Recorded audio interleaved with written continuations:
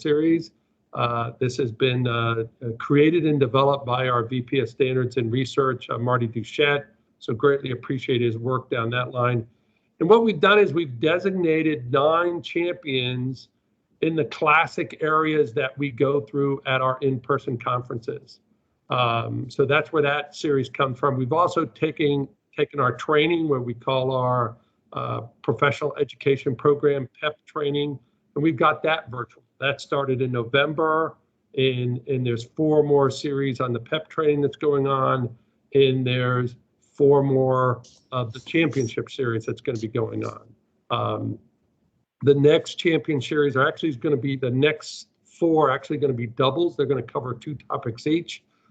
In February, champion Rick Price is going to lead the planning and scheduling experts as they discuss critical thinking and critical path analysis, MRP to IMS integration, and numerous other planning and scheduling hot topics, right? These aren't training sessions. These are what is new going on in the environment. And then the second champion is Dan Lynch, and he's going to lead our analysis and reporting series. He'll be going through going with government industry experts that we'll have on, discussing earned value management data analysis, the IPM DAR did, and contract fund status reports. What's going on is the latest in that environment. Really look forward to that. If you haven't signed up for the championship series or the PEP series, you can do that online. We are recording these sessions, so if you missed the first PEP series, you can still come on and pick up what you missed and go on with the whole series. And if you've bought the series and the championship here, you'll be getting invites for the next set of champion series as we get closer, about a month out from each one of those sessions.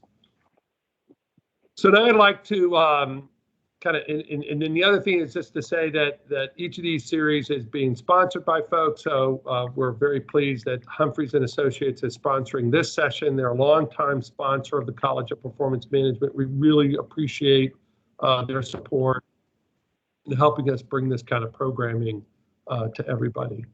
So now let me introduce our champion, which actually for this session is Gary Humphreys, right? He's been a past president of CPM, Lieutenant General Hans H. Driesnack Award winner. That's our association's most prestigious award. Gary has been around in the earned value system since really the beginning, a true champion for this series on the topics of system validation, IBRs, and surveillance reviews, and those kind of things. So I know Gary's been having a little trouble getting on. Did we get Gary on?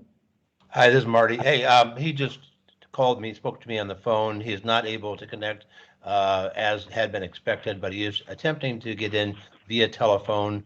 We might be seeing him waiting in the lobby. If he's not with us in the next 30 seconds or so, John, would you do us a favor of just taking us right into the first presentation? Sure. Yeah, we'll give a couple more people coming in. So we'll give us a couple more minutes before we get started, and we'll see whether Gary gets on. So John, I sent Gary and Jessica Kim, his IT guru, the link to our meeting right now, so he should be coming in shortly. Okay, good. Well, we all are living in this new technology world where we're sitting in our houses, you know, working around the world. I was on a Teams meeting the other day, working on the new PMI program management standard, that update. And we had people from literally around the world. It was pretty amazing as we go through these things. So we'll give them another couple seconds here. Gary, you on? All right, well, let's go ahead and move on. So our first speaker is going to be Mel Frank from DOE. I'm going to let him introduce himself in this very interesting research that they've been doing, as we talked about in this champion series. We're really not talking about, this is not training and everything else. This is really talking about what is happening currently, and in this instance, this current research that's going on. So over to you, Mel. Thank you very much. Thank you very much, John. Appreciate it. And I don't know if we have Ed Gibson and Munir El-Azmar on yet. I know they were having some technical challenges getting in as well. But in the event they're not, I will do the best I can to fill in for them until they can hopefully get logged in here. So as you can see, the topic here is with respect to the results of the study we've conducted with Arizona State University that DOE Office of Project Management sponsored starting back in, I think it was 2019. And, you know, what we've labeled it coming out of it is the integrated project / program management maturity and environment total risk rating, IP2M meter, or if you just want to call it IPM meter to make it simpler, you know, by all means.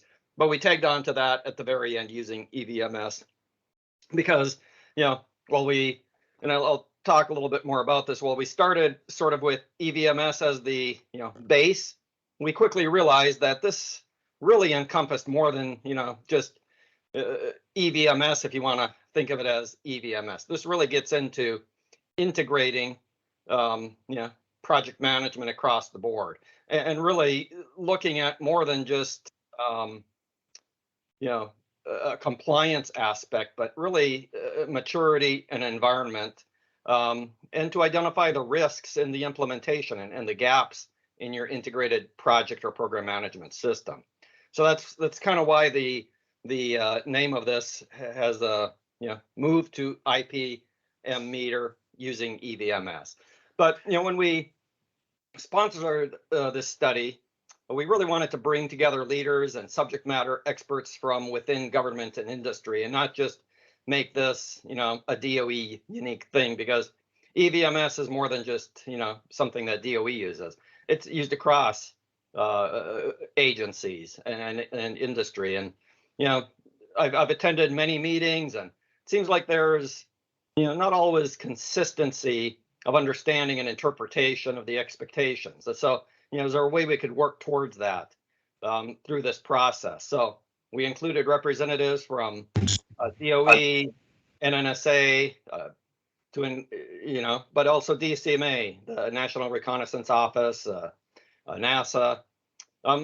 We also brought in, you know, contractors and partners from within DOE, our Energy Facility Contractor Group, our national labs, and we also reached out through NDIA to affiliated companies. So companies like Raytheon, Lockheed Martin, CACI were part of this.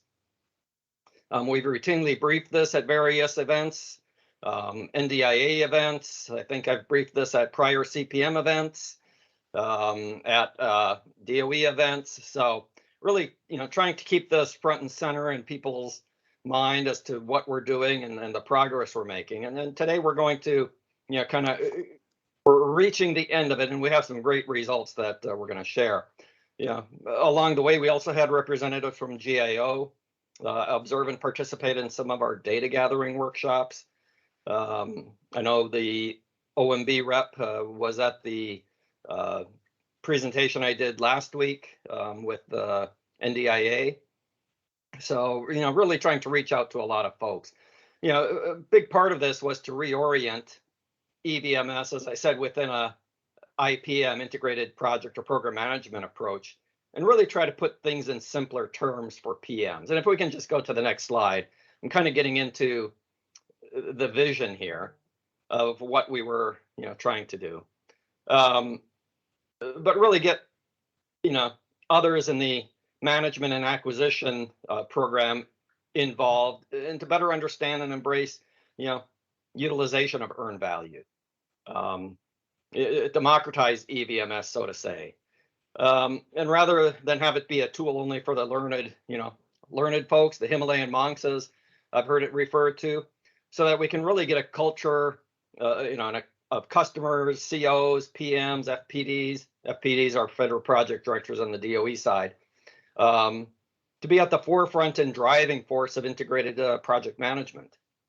And, you know, what I think we now have is an integrated formula for managing towards better outcomes. And it's not just another audit tool, which is, you know, sort of where we started the thought process with. but we've quickly evolved to something other than just an audit tool. And along the way, rather than focus on the 32 EIA 748 guidelines, we really put it in context of 10 core management sub-processes. And we'll talk a little bit more about those here in a bit. And you've seen those in other presentations that we've done on this. But really, this was to try to get it into familiar PM language. Okay. We've identified those environmental barriers, culture, people, processes, and resources that inhibit rather than enable effective and efficient implementation of a system. And I'm not getting into full compliance here, but effective and efficient implementation, right? So what the IPM meter does is it recognizes and assesses from both contractor and customer sides where various issues are with respect to the environmental factors. And it allows a common reference point from which these issues can be addressed. I know Tony Spillman in a subsequent presentation, we'll talk about some of that on a review we did for the contractor and site that he works on. So as I was saying, we tied the IPM meter to EIA 748 as a base, but what we've also built into it is it's broad and flexible enough to adapt to changes to EIA 748, and it's broad and flexible enough to adapt to other EVMS frameworks, such as what PMI has or ISO. Okay, and that was a result of a lot of good comments we had along the way. So what this does is it allows for a broad range application of the IPM meter using EVMS in varying acquisition environments where 748 compliance is required, or where we're just looking for consistent implementation of EVMS fundamentals so that we can have some level of management control and reporting. Some people might term this EVMS light, so be it. But again, the way I like to characterize it and talk about it is effective and efficient EVMS, whether compliant to 748 or not. So that what it provides is accurate current status, credible estimates to complete. It identifies the areas of risk and deviation from plan that require management attention, and it enables informed decision making at all levels. Okay.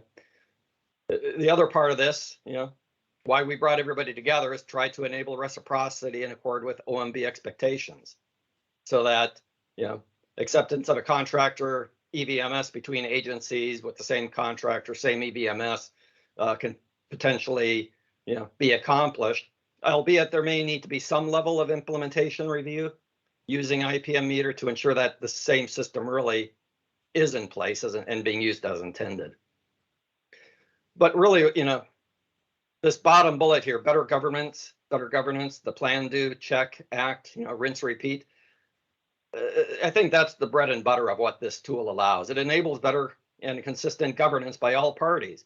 So whether we do it as a one-time deal at the beginning, it ensures that the system meets customer and contractor expectations at that one point, but through repeated use, it can do that over time so that the contractor can maintain and continuously improve their system via routine assessment. Okay. Now, the IPM meter is not meant to be weaponized for punitive action. It's really meant to promote right behaviors by identifying the risks and gaps in application of effective and efficient project and program management controls, so that we get better outcomes of these programs and projects and acquisitions. Okay. And before I jump to the next slide, I just want to leave this one with a thought, going forward, because frankly, we have a tool that's ready to start being implemented. And I'm going to talk towards the end of how we're implementing it, within DOE. But I'm hoping we can see it implemented across government, across industry. And if so, how do we maintain and continue to keep this current?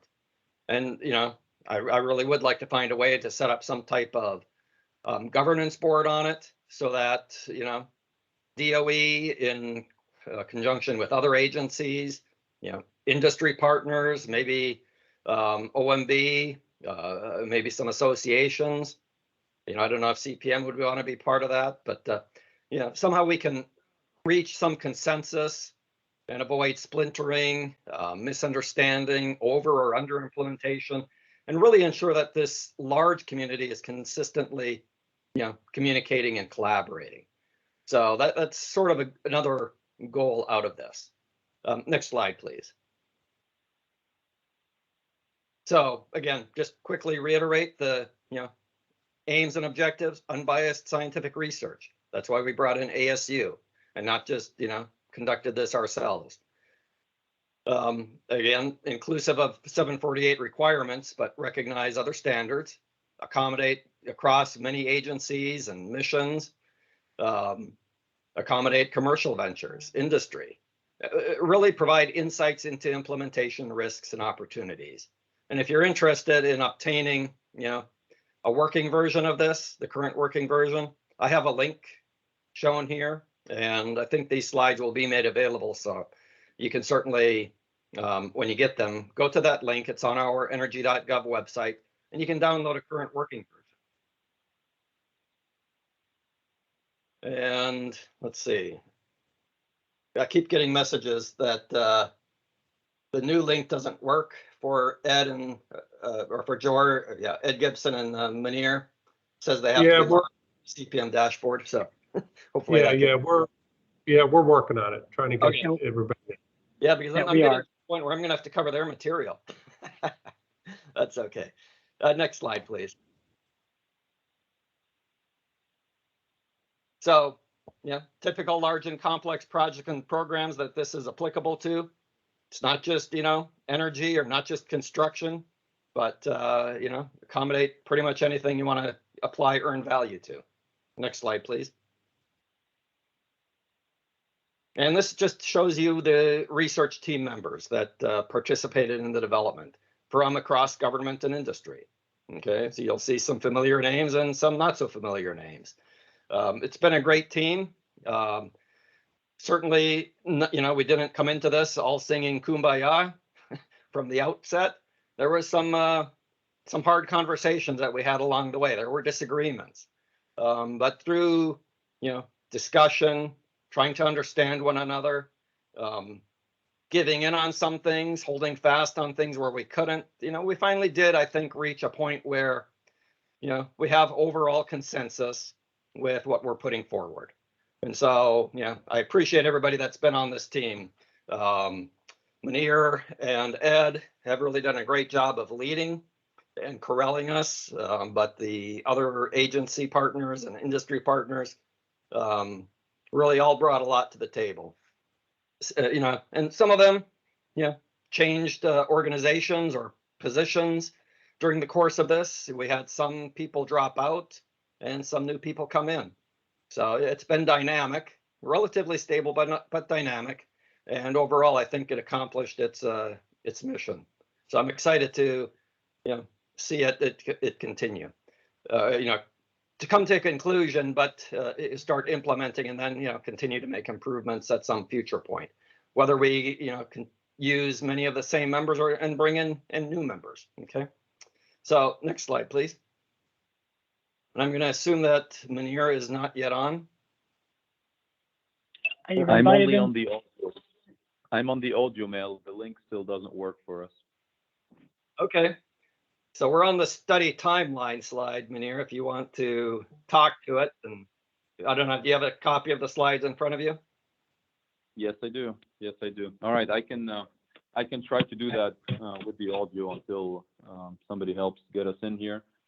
Thanks, Mel, for the introduction. So in terms of the study timeline, this slide really shows a little bit of where we've been and where we're going. You can see we kicked off mid-2019, and then we started with looking at the literature initially, what was published around earned value management. And some of you may be surprised or not so surprised to know that we found more than 600 different publications around the topic and analyzed all of that. But that was not enough, because there's also a lot of knowledge in the experts' minds, both in government as well as in industry, that sometimes doesn't make it into publications. So we went and did another survey of close to 300 experts representing both government and industry to get more information as well. We use these two sets, so the literature as well as the survey, to start developing and drafting these assessments. The individuals that Mel mentioned earlier and thanked on the previous slide actually either led or co-led the drafting of every single one of the tables and attributes that we will present to you here in a little bit. It was very much a team effort. And then it took us about 6 months to put that first draft together. And then we wanted to get some insights from outside of the team, people that haven't been in writing mode with us for the previous year or so. So we went out externally to workshops, and I saw some names on the call that have actually participated in some of these workshops. So I thank you for that. We did 12 workshops in total, 12 of them.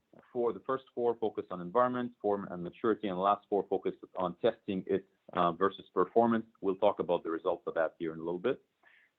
We received 1,534 comments.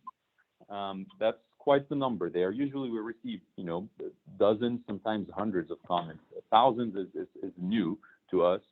There's a lot of passion, obviously, in this community and specifically around this topic, and worked with our team to actually address every single one of these comments and help finalize these assessments. And from there on out, we've kicked off the software. So we're turning that tool into software. We'll talk about that a little bit later. And also we tested it against performance to see whether environment is correlated with maturity, whether environment and maturity are correlated with project performance, and if so, to what extent. And these are some really, really exciting results that we'll share with you towards the end of our time together here today. At this stage, we're really wrapping up the tool. We have the data that we need. We're writing up the guidebook. We are developing the software. So it's really in final phase right now, and we'll be ready for prime time, the first quarter of 2022 here. On the next slide, Mel, it really summarizes, again, some of where that data came from. So we had 27 members from 16 organizations working with us, in some instances on a weekly basis for several hours, writing these attributes and factors. We have 294 responses from 92 organizations in the survey. What's not showing there is more than 600 literature pieces reviewed and analyzed, 12 workshops, 136 experts, about half of which are affiliated with the DOE complex in one way or another. And then data that we will show you represents close to $22 billion of completed projects and programs and close to $7 billion of ongoing projects and programs. So there's a lot of information that went into this development. That's why it took a couple of years to actually pull it together. The very next slide shows some definitions. This is something we did on the very first meeting. The first time we all met as a team is let's make sure we're talking about the same thing. Let's make sure we can align around what EVM is, what EVMS is, and most importantly, these new components, these new terms, the 2 components of our tool, maturity and environment, what do these mean? Can we coalesce around these definitions? And maturity was the degree to which an implemented system, its processes and deliverables serve as the basis for not just a compliant, as Mel mentioned earlier, but also an effective and compliant EVM. So we're looking at effective, and when we say effective, the way we were able to measure that is against performance, as will be discussed in a bit. Environment is this new variable, this new behavioral piece to some extent. It's the conditions that can enable or limit the ability to manage that project, serving as a basis for timely and effective decision making. Generally, we could have some of these attributes laid out, but we may not have the right people with the right experiences, with the right budget, with the right schedule, with the right culture and leadership and practices. And so there's a lot of things that we don't necessarily measure traditionally that you may not be surprised. It turns out they actually have a significant impact on how these projects go. And so that's the new piece, that's the environment. On the next slide, it shows you a very high level of the tool architecture, how it's laid out. IP2 is basically that tool. It's got 2 components. A maturity component, we're familiar with some pieces of it. Perhaps it's been reorganized, rearranged. We filled some gaps that were missing, such as risk and so forth. But maturity is established on a lot of different documents that are out there, whether it's NDIA or ISO or many others that are out there. Versus environment, that second leg there, which is that new piece. Now, maturity is made up of 10 processes or sub-processes, starting with organizing, organizing, all the way to sub-process J, risk management. Organizing includes things like your work breakdown structure or organizational breakdown structure, and so on and so forth. If you go to the right side, environment assessment is made up of, as I mentioned earlier, culture, people, practices, and resources. Now, if this is the highest level, we are gonna right now zoom in on that left side, the maturity side, just a little bit, and that's shown on the next slide. And so in that maturity assessment, I mentioned it's made up of 10 processes or sub-processes. These processes are made up of attributes. They consist of altogether 56 attributes that make up these 10 sub-processes. And the assessment will actually happen at the attribute level. Every attribute will actually be assessed on a maturity level from 1 to 5. I'll talk about that here in a little bit. And then on the very next slide, which is the list of 56 maturity attributes, this is the lower level, if you will. So we zoomed in quite a bit. Now you can see what are the 56 attributes that make up the processes that we just went over. So I'm going to pause here for just a quick second, give you a few examples. F1, calculating variances, perhaps is one. J2, risk integration is one. C1, scope, schedule, and budget alignment is one. And then if we zoom in one last time, it'll take us to the very next slide, which shows a table. That's one of 56 similar tables. This one is for A1, a product-oriented WBS. On the left side, you will see a description of what do we mean by product-oriented WBS. Towards the bottom there, you'll see some bullet points of items to consider as you are assessing this attribute. Bottom left corner, you'll see references of different publications that we have consulted as we drafted this one particular table. The right side of the slide shows the various maturity levels from low, level 1, to medium, to high, level 5. We had to draw a line in the sand somewhere, and that line was at level 4 for a compliant system. And so level 4 is compliant. Our team was very excited about actually adding a level 5, which is above and beyond compliance. It's best in class. And so there is above and beyond compliance in this tool. 3 is generally minor gaps. 2 is major gaps. 1 is we haven't really started. That's kind of how every one of the 56 attribute tables are laid out. You see the bolded section on top is basically the high level, kind of like a summary. We use that to bracket. And then once we bracket, let's say I think my project is between a 3 and a 4 or between a 4 and a 5, then I will read the details that are below that to help me make that assessment. And we do that 56 times, one per attribute, and it rolls up into one maturity score for that system. Now, on the next slide, we have realized that not every attribute is created equal. Out of these 56, some of them may have more impact on our project than others. And so we asked during these workshops that I mentioned earlier, we asked participants to provide relative weights for processes versus one another and for attributes within each process versus one another based on an anchor project that they were thinking of as they went through that assessment, a project that they're very intimately familiar with. So that was based on that. Then we multiplied these two scores and multiplied them by 1,000 and made a normalized weight for every single one of these 56 attributes. Then we took that weight and split it into 4 as shown on the very next slide. So basically, if for maturity level 1, every single one of these is going to receive a 0. And then you receive a quarter of the score for level 1, a quarter, another quarter, so half the score for level 2, 3/4 of the score for level 3, and the full score, the full weight for level 5.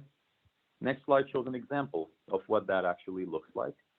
Since we talked about A1, the product-oriented WBS, you'll see that the scores for the various maturity levels are 0, 5, 11, 16, and 22.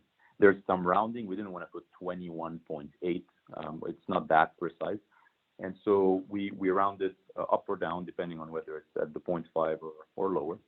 you can see that the first subprocess A, you can get a maximum of 96 points for that subprocess versus subprocess B, you can get a maximum of 202 points. The same happens for every one of the 10 processes, and they all total a score out of 1,000 points. So the roll-up will be out of 1,000-point score. That's for maturity. That is the first component. The second component, which we will discuss on the next slide, is environment. The layout is actually quite similar. Here, instead of 10, we actually have 4 categories: culture, people, practices, and resources. Within these 4, there's 27 factors, okay, that make up these categories. On the next slide, you will see the first couple of categories: culture, which is made up of 7 factors. Notice 1A, the contractor organization is supportive and committed to EVMS implementation, including making necessary investments and so on and so forth. 1C, the customer organization is supportive and committed. So you can see we've touched on both sides. And then 1F, effective teamwork exists. There's alignment. You go into the next one too, people, the customer, the contractor team is experienced and qualified. These are the high levels, so there's a lot of detail that go to back these up. The next slide shows the next 2 categories: practices and resources. Practices, which is made up of 8 factors. Resources made up of 6 factors. Examples would be, not only do you have... Hi, excuse me, this is Marty Doucette. I'm kind of cutting in. Would you please make sure that we are connected where the slides and the presenter are the same? I think it seems like we're off at the moment. Yeah, This is Daryl. John, go ahead. Yeah, we're on slide 18 of 39, the list of 27 environmental factors. Yes, we should. We were just on 18. We're moving now to slide 19, which is still the list of 27 factors. It's 2 of 2. All right, we're good. Apologize, Keep going. All right, I cannot get into the to see the video, so I'm going off of my slides. I'm only on the audio here. So please, We understand, and you're doing a great job. We just wanted to make sure we're connected. Thank you very much. Sounds good. I appreciate it. Let us know when we're not, so I can either slow down or we can sync it up again. All right. So to wrap up the 27 environment factors here again with practices and resources. Some examples for resources. Look at 4A. Adequate technology, software tools are integrated and used. We didn't just say they're there, we have them. They're actually integrated and we are using them. And then you have the funding piece, the calendar time piece, the data piece, and so on and so forth. Things that we don't, always measure that way.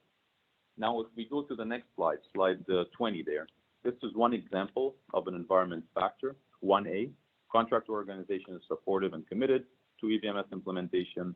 As we mentioned earlier, the description, longer description is actually on the right side to help us make that assessment. Next slide, slide 21, gives you the rating scheme. So every one of these 27 factors will be assessed again on 5 levels, from not acceptable to needs improvement, meets some, meets most, as well as high performing. Again, a 5-point level, consistent with the maturity one. Next slide, slide 22, shows you an environment score sheet for culture. So for the first of 4 categories, there's 4 of these. And here again, you can see that we took that score similar to how we did the weighting for maturity earlier. We divided it, in 5, and the culture was actually responsible for 313 points out of the total of 1,000 points for environment. And then there are similar tables for the remaining categories. The roll-up is out of 1,000 points. Now, the next slide, 23, is where I'd like to hand it over to Dr. Ed Gibson if he's on the line with us here, and to introduce that piece. Basically, I spent the last 5 or so minutes explaining how the tool came together and what it looks like. The next piece is, after we tested it, what type of projects did we test it on, and what were the performance implications of these scores? Because it's not really about the scores, it's about what we do with them. And so, Ed, if you can hear me, it's all yours.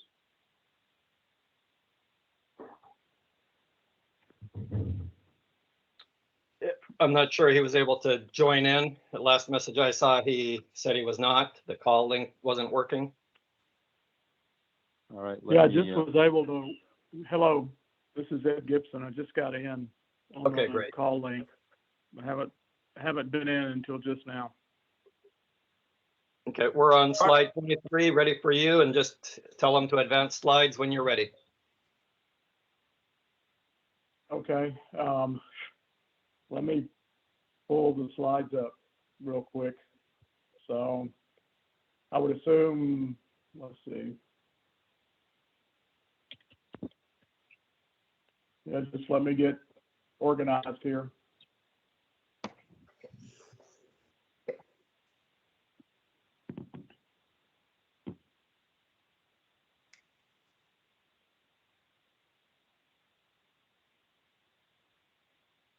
This is Munir, as Ed is pulling the slides for everyone here. We're on slide 23. We got through how this was put together, and we are about to talk about how it was tested. The results that we're about to share here stem from 35 projects and programs. Some of you on the line provided some of these, actually. There are 28 projects and 7 programs, total 35.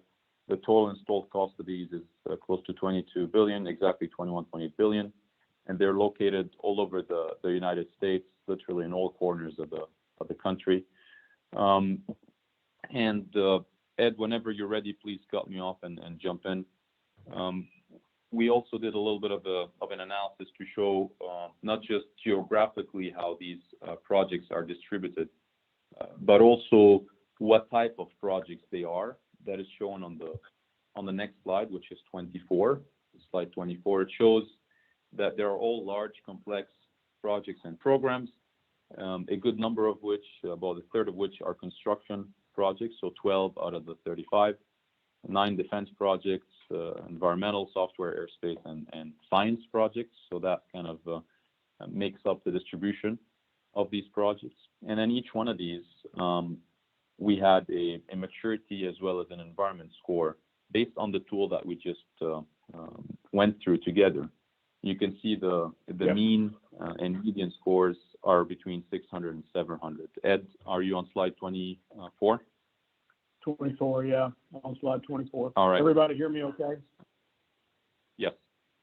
Can you hear me fine? Okay. Yes. So, Yep. as Munir said, one of the things we promised Mel that we were going to do when we started this was take a look at how this tool performed. And as Munir said, we did it in a couple of ways, actually. We had a series of workshops where we invited people in to provide information on how their project performed, but also to go back in time and look at 20% completion of their project and evaluate both the maturity and environment at that point, and give us the project management baseline at that point in terms of in terms of measures of how the project performed after it was completed. We did this because it was very difficult to get performance data.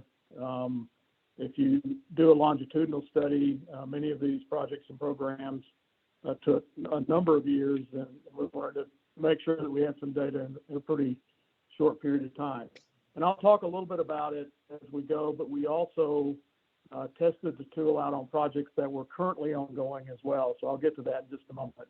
As Munir said, if we're on slide 24, we collected data from 35 completed projects. And you can see what the mean adjusted maturity score, and adjusted maturity score means that we took into consideration those maturity attributes that were not applicable. And that ended up being 657.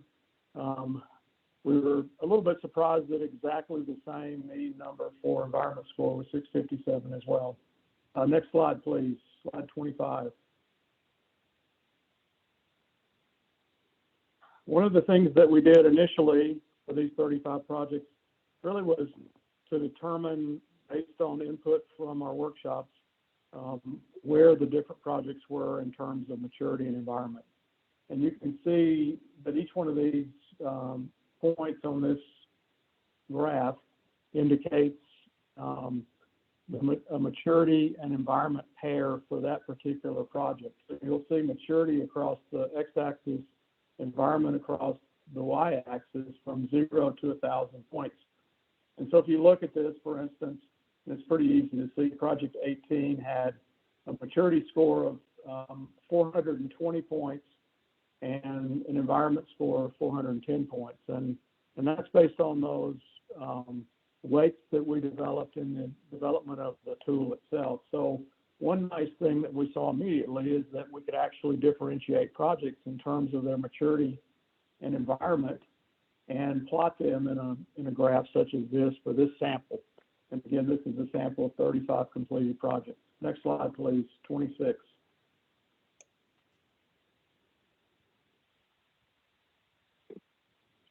Are we on 26? Yep, we're there. Okay. I mean, it's hard to do this. All right. So the first thing we did, once we were able to get the data, we plotted those data, as I showed in the previous slide, and then we actually did a statistical analysis on the sample, and we did a stepwise analysis looking at both maturity and environment scores independently to see where the best breakpoint was in terms of performance and in terms of the p-value for that. And what we found was statistically for our sample, an 800 or higher environment score had a tendency to be better in terms of performance in our sample, and a 550 or higher maturity score did. You'll see in the upper right quadrant above those two cutoffs that the mean value of the project in terms of its performance versus its baseline at 20% complete was 2.6% below that target baseline. That was the average of those 6 projects. And you'll see the mean was about 2% faster than the projected budget. Those are obviously really good results. If you look down to the lower right, you'll see that we had projects that were what we would call high maturity, poor environment. And again, poor environment is relative, but you'll see the mean value and cost growth was almost 46% above the baseline at 20%. And the mean schedule growth was about 24% behind schedule. And then you look at the lower left, you'll see low maturity, poor environment, 126% cost growth, and around 20% schedule growth. And these are all statistically significant differences. The only exception is the schedule growth on the low maturity versus high maturity. And that's just what the sample showed us.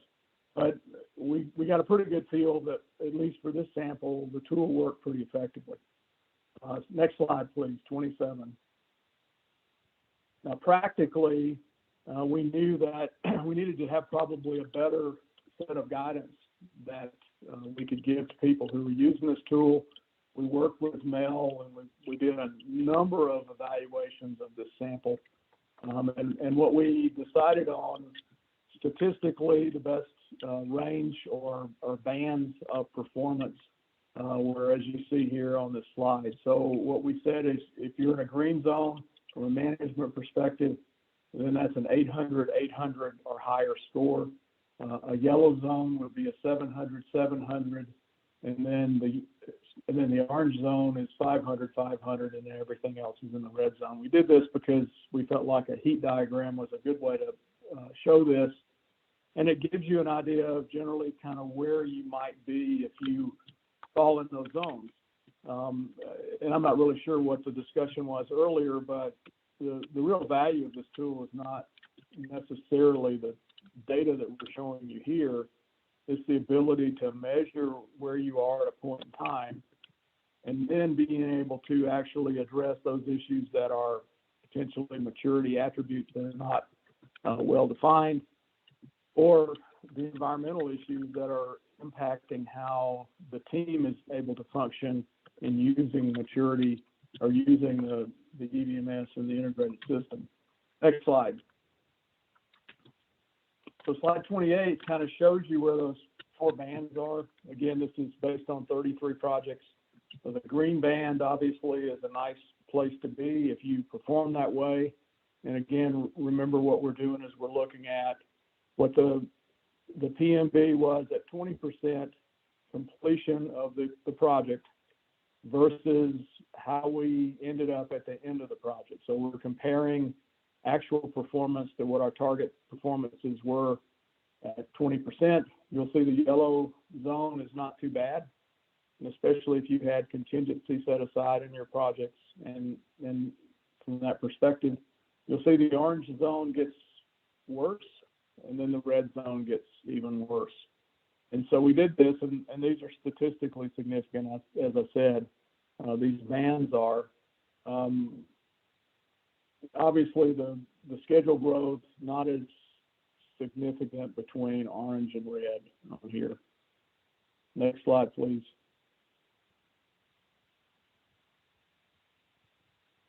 One of the things that we were very curious about was actually the relationship between environment and maturity. And you'll see here that the N value is 43. This actually included an additional 8 projects that we were evaluating in process. And the R value, the R squared value, and the R value show that environment is highly correlated with maturity. And so basically the dependent variable in this case is maturity, the independent variable is environment. And I think for many of us who've been in this industry for a long time, we're not terribly surprised about that. But on the other side, we also are, it kind of makes sense. If you look at this from a performance perspective, if we don't have the right environment, the right leadership, the right culture per se, the right resources and those kinds of things, it's very hard for us to be able to actually get a system to the right maturity and actually use it for improving our projects. So this was one of the big takeaways that we had. Next slide, please. This slide actually shows the plot that I showed earlier with all 43 projects. You can see the gold diamonds. Those are projects that actually we've evaluated in process. I think they're about $6.8 billion of these types of projects, and they're at different stages of development. We got both environment and maturity in that. Next slide, please. If we were looking at the data set that we have, and again, just to reiterate, these are 35 projects. We certainly would have liked to have had a lot more, but 30, it's a pretty good size sample. And one of the analyses that we did looking back at these projects would say, okay, so what were the things that we seem to do pretty well from a maturity perspective with the attributes? And you can see the counts of those attributes that of the 56 attributes that had levels 4 or 5. Things like direct costs, direct account, control accounts, organizational elements, actual cost reconciliation on down. And so those were the things that, as we captured how mature these projects were, that seemed to be done pretty well across the board. Obviously there were exceptions. The one that's really interesting is the next slide, please, which is those things that didn't seem to be applied very well. These were levels 1 and 2. In other words, if you remember what Munir showed you, level 1 is not started. 2 means that we have many things that are missing and we need to work on. B7, 6 of the projects didn't have critical path, and 6 of the projects didn't have risk integration across the different sub-processes, and so on and so forth. So you can see that there were some things that were driving low maturity levels within the sample itself. Next slide, please. The environment factors piece, we did a similar evaluation, except we were looking at, the level of the environment. Was it a good environment or a poor environment for projects? And these were the top rated environment factors. One of the things when we started this research project 2 years ago, we were told by a lot of people that, well, we're not given enough money or resources to do EBMS. And yet that was the number one answer. 28 out of the 34 projects were level 4 or 5 in terms of their environment. The second one that we heard when we started this project a couple of years ago, well, we don't have all the data we need. And yet that seemed to be something that, at least for the people that filled out our survey, they felt like they had the data that they needed to do an effective or have an effective environment to push toward maturity of their system. And you can see some of the other ones listed here. Next slide, please.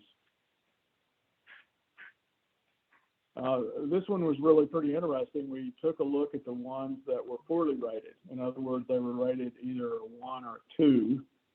And lo and behold, the number one answer, and this may be hard to take for some of the owner organizations out there, but the customer organization is supportive and committed to the implementation and use of EBMS. In other words, there is no commitment, and they're not supportive of using EBMS, and so it that drives everything that happens on the project. Not to leave anyone out, the third one down, the contractor organization is supportive and committed to EBMS implementation, and 7 of the sample projects, or 20% of our sample projects, basically said they're not supportive and committed. And so, as we went through and looked at this, you can see some of the other ones down here, the right periodic cycle, promotes and follows standard practices, and so on and so forth, things that are important, things that tie back to EIA 748, things that tie back to the maturity that we've measured with the tool that we have at this point. Next slide, please, Mel. So conclusions, the tool we feel works. We've been able to use it to look at after the fact projects. We've been able to use it in conjunction with project teams in terms of how we would evaluate projects in progress. We've found, at least for this sample, that there are statistically significant differences in terms of both environment maturity tied to cost performance, schedule performance. We didn't show, but obviously you would expect that those projects that are to the up and right on the whole were more compliant, and the data show that. We found that those projects that were up and to the right also did better in meeting project objectives and other business drivers. They did better in terms of customer satisfaction, and EVM or EVMS system or EVM systems in those projects help proactively manage their project or program. And so that was, the findings really almost in every metric that we looked at were positively related to good environment and good maturity of the system. One of the things that really popped out to us is that environment and maturity were positively correlated. We weren't sure of that when we started this, and certainly the data proved that out for this sample. We think the tool moving forward can be used for benchmarking internally within an organization. And certainly we use it across a wide variety of different sectors. And then, our path forward is to try to finish up the guidebook and software. We probably talked a little bit about that, and I know Mel will talk about that in just a few moments. And so that's kind of where we are at this point. Next slide, Mel. I think I'll give it back over to you. Yep. Thank you, Ed. Appreciate that. So let me just wrap up in these next few slides and talk about, taking this to the next level. of actually using it in, our reviews. I really hope it gets used by our contractor organizations as part of their governance process, but, how are we in DOE using it? So we've used the, current model at least 4 times over the past year in 4 of our surveillance and compliance reviews that we've conducted. And well, we did that. We kind of did it as a bolt-on to existing processes.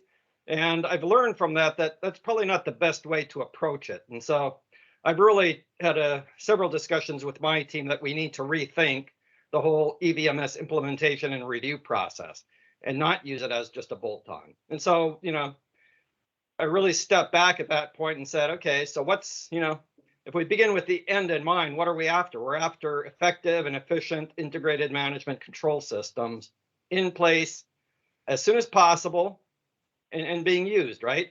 And I put the DOE vernacular in here, CD1, critical decision 1. Start using it at that point. And what is CD1? That's the point where you've selected the alternative that you're now going to proceed with, and you start down the path of, getting into the real engineering, design, planning, budgeting, in order to develop your performance baseline, which you then commit to Congress and request the, full execution funds to get to the end. So, why do you want to start using it as soon as possible after that, at that point? Well, you're basically getting to that 20%, point that we measured projects against, programs. And what you see is if you're not well defined at that point, if you don't have a good system in place, a good environment, chances are you're not going to end well, right?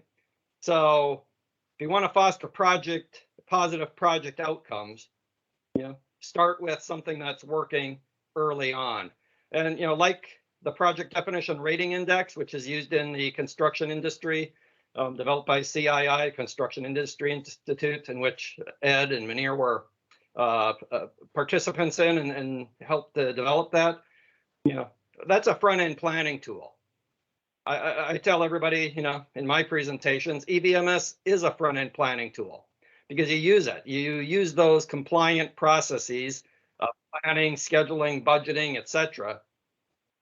at the beginning. You don't, wait and start with disconnected processes, develop something that then you start reporting against, because you're going to have garbage in, garbage out. So that's why it's a front-end planning tool, and you want to start using it as soon as possible. So like I said, start rethinking the implementation and review process. What I've told my folks is, my team, from here on, this model is our backbone. Maturity and environment are the backbone of how we go about doing things.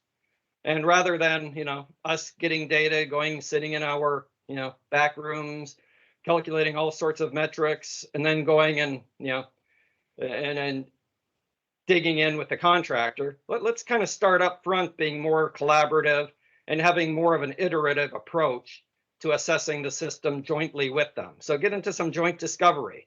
It shouldn't all be on the government to discover the issues. It's the contractor system. They should want a good system just as much as we do. So let's, through collaboration, iteration, joint discovery, try to identify those issues using this tool. So that said, does that mean test metrics that we've worked so hard for so many years to develop are irrelevant? No, still very relevant, because they help to, to develop hypotheses, detect patterns, test, reliability of management processes, and really are what provide that objective evidence that something, may not be functioning as it should, or may be functioning as it should. Where it isn't, then you can go in and start asking some questions.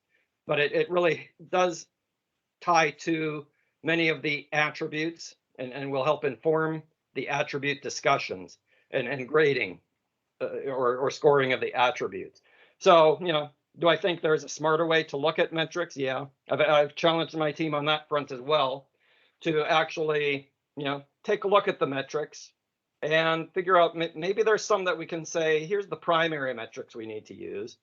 And if those trip, then we can go to secondary metrics. But maybe we don't have to run all, 193 of them all at once. Maybe we can take them in steps, depending on what we're seeing through the iterative process.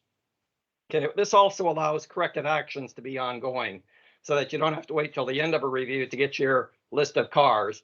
You can discover things along the way and start taking action to correct them. Because again, the value of this is not in the score. The value of this is in identifying the gaps, both on the maturity side and the environment side, and putting in place actions to correct those. Next slide, please. So that said, we've always been stressing compliance or maturity in this case, and that's important. But I think what I've learned out of this study is environment is what matters. Maturity is a function of that environment. And the one thing that I saw that Ed and Munir did on one of our during one of our reviews, where they facilitated the environment assessment with one of our contractors, I saw a very good process. I saw them get to, essentially ground truth with the contractor being the ones who are identifying the issues. When we do it, we've been doing it by a process of interview, and it's, you get the answer that they want you to hear, but, based on everything else that you see, you kind of know what the answer is. But it was refreshing to see through that facilitated process that Ed and Munir walked them through, the contractor themselves identified what the issues were on their environment. I found that very refreshing. So, I'm looking forward to actually, using facilitated independent third-party processes to do some of this for us with the contractor, with the customer, and with the review team to really kind of get to the ground truth of what's happening.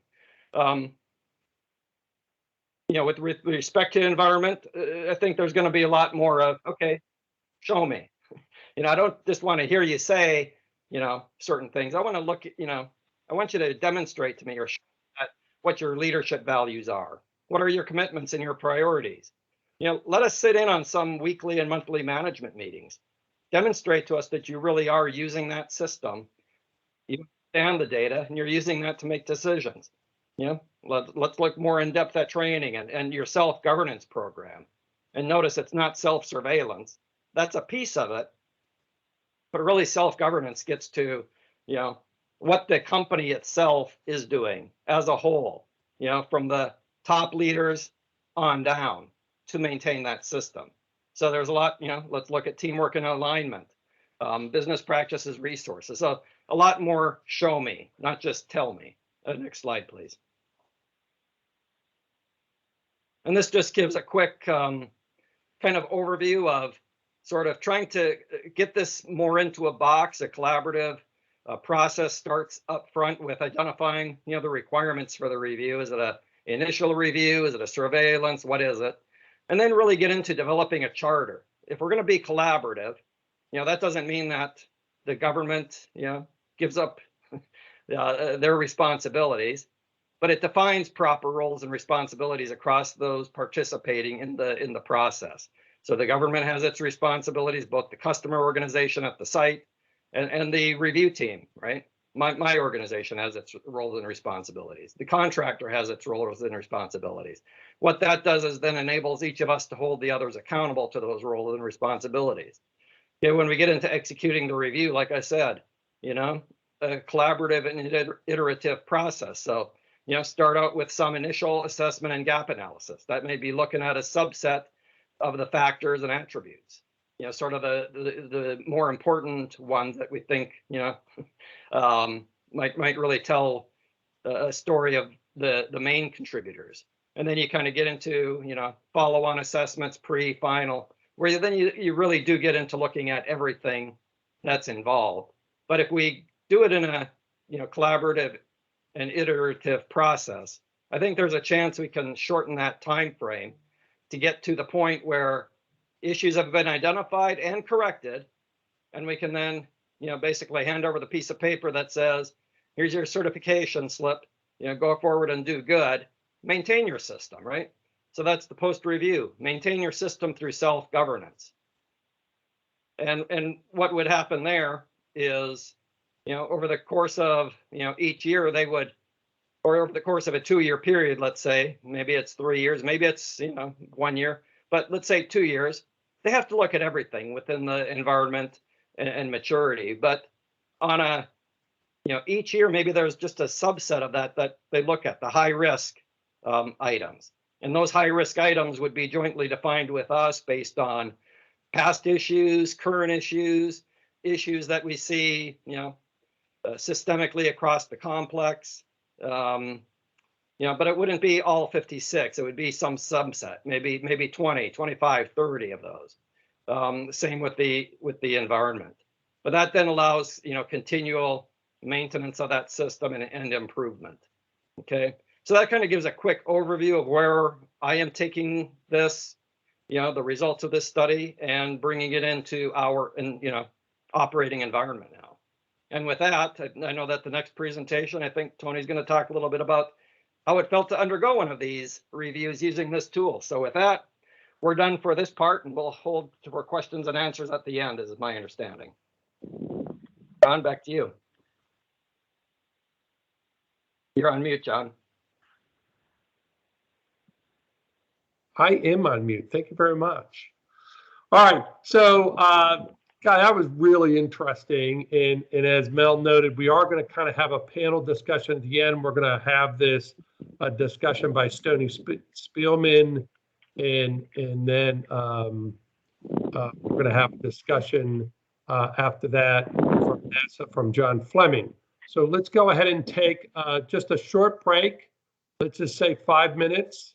So it's 2:08. We'll come back at 2:13, and we'll pick up with Tony Spielman's talk and let him go through that. Then we'll take another little short break, and then John Fleming will be on, and then we'll kind of have a panel discussion, and you can ask your questions. You can put those into the comment section, the chat. You can put them in now. You have questions about the first presentation, go ahead and put those in the chat.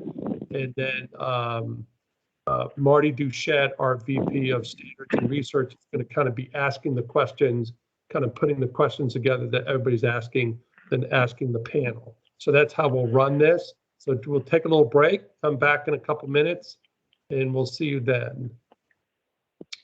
Gary, are you on? I just called in again. I'm in a booth. Can you hear me? Yes, we can hear you. Good. I'm up high in this lab, and they have a security system for an obvious reason. And so I got booted off as soon as I got in at the start. I apologize. The only good news here is you didn't have to listen to me at the start. Well, if I know you weren't going to be on, I wouldn't have said all those nice things about you at the beginning. Good. But I didn't get to hear them. Well, that's right. Well, you'll have to watch the video. See, we'll have the video out. You'll get to watch that. All right. Well, I'm glad you're on. Daryl's been flipping the slides. Some people have had some trouble getting on. I'll just note that anybody who's on the phone who wasn't able to get the charts, go ahead and send cpm.teams an email, cbm-teams@mycpm.org, and we'll send you the charts if you had trouble getting in. I know I've sent them to some people. And Gary, when we come back, I'll let you introduce Tony Spielman, and Very good. take it over from there. I'm gonna have to myself. I look forward to coming back and watching the video. I'll have to run off and go teach a class at the University of Maryland. So. Okay. So I'm going to miss the latter part of this. Thank you, John. Hey, while we're on here for everybody else, Daryl, can you verify that folks can see the slide deck as I have it built? Yeah, we can see the slide deck. Awesome.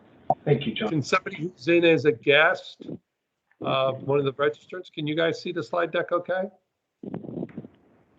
Yes, sir, we can see them. Okay. Thank you. Yeah, now you just went to the mode where you're, have the next slide showing. Oh, okay. I'll try to put it back to the actual presentation. Thank you. Yeah, it's just which screen you're sharing. If you're on dual screen. Tony, I recognize your voice. I'm glad you're on. I can't see anything, by the way. I'm just sitting here on my cell phone in a booth up at Los Alamos. Oh, gotcha. Well, you'll be happy to know I'm showing a picture of you. Oh, good. How do I look? Is it 40 years old? It looks awesome, Gary. You're wearing a California sweater. Oh, good. So Gary, are you helping out our favorite doctor there? He doesn't want to meet with me, I don't think. We're just doing cam certification. They got quite a few new cams with a new scope of work. So 25 at a shot, one group in the morning, one group in the afternoon for 2 straight weeks. And we finish tomorrow. They expect snow here in the next few hours. And so we're trying to work around how we're going to give them the tests and so on. But haven't had a chance to talk to that other topic. That's okay. We're making some progress. But so you're getting Good. the camp ready for our wire brush when we come in 6 or 9 months, huh? That's right. They said March, April timeframe. So they're getting serious. Everybody's new. Everybody's coming from, Paducah or Savannah River or Idaho. It's a bunch of new kids. So even if they knew the topic well, the processes and tools and so on are a bit different. So they got a little learning curve. Sure. Okay. Very good. Yeah. What a way to spend right before Christmas, huh? Better you than me, I guess. Huh? But I was able to hear the presentations, you, Ed, and Manure. That great stuff. So thanks for being there and doing this. This is what people need to know. Yep. Thanks, Gary. Thank you. And Tony, I know, do a good job here. Then John, and then Donna ought to join. So we ought to be okay. Wonderful.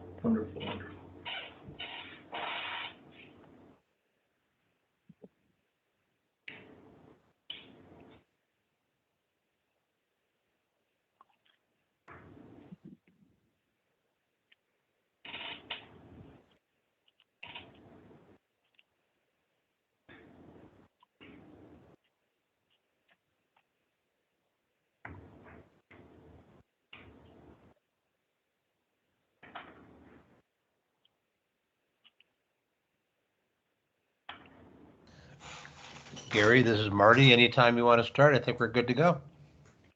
Oh, I thought you wanted 8 minutes. Okay, but I was BSing there. So okay. Okay, let's Tony, give you it still on?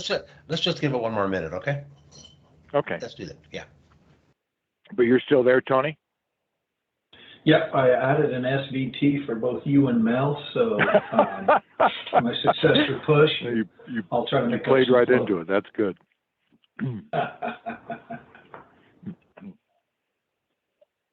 You are quick on your feet. Well, I sometimes feel like an auctioneer. You gotta teach me to slow down, guys. So as we go through this, it gets a little too much. Somebody chime in, because I tend to kind of really love this stuff, but I'll try to maintain composure as we go through. I know you will. Oh, okay. So Marty, I'll get going here. I bet the bulk of them are back on. All right. So the first one, you heard the beauty of a thorough examination of how we do our thing and how we can improve by Mel and Arizona State Manure and Ed. Great stuff. So a couple of places they've tried it out, and I think you were the first, Tony, that tried it out or got this tried on you. I might be wrong, but a thorough examination. And Tony, when you go to some of these meetings, National Defense Industrial Association, College Performance Management, you might be able to view him as a cheerleader for this discipline known as Earned Value Program Management. Thoroughly enjoys it, embraces it, does his best to make it work the best in the environment with all the constraints and normal stuff that we all get to deal with. So we're really lucky to have had the crew we just had in the last hour, and now to have somebody that was on the other side of it that experienced the first test using all these intelligent, important disciplines.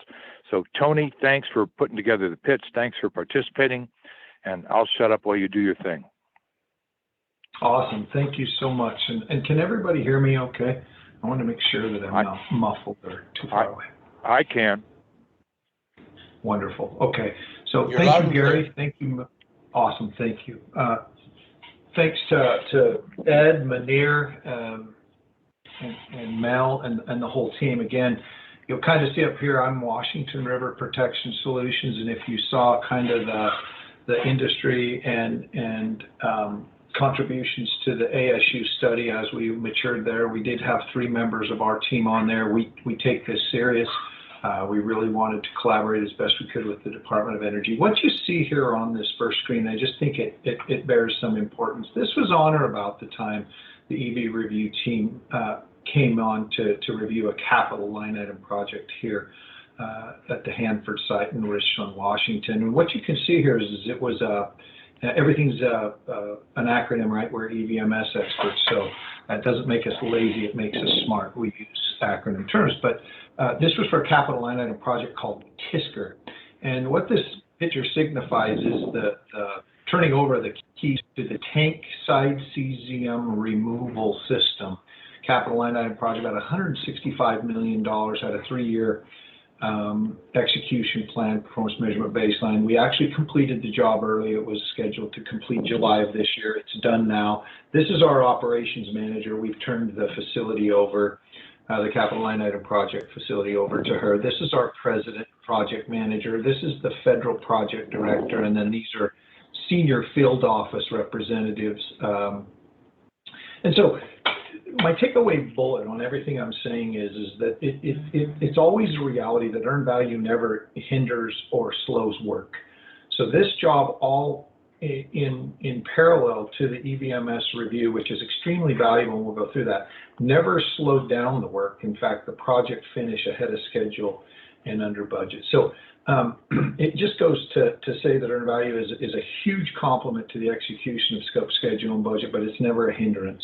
It's what we use to manage the job. So just quickly, what is the brief history of Hanford, and why are we doing a tank side cesium removal system? These are all underground tanks. This is way back in the 40s. Most of these single shell 1 million gallon tanks into what we call tank farms.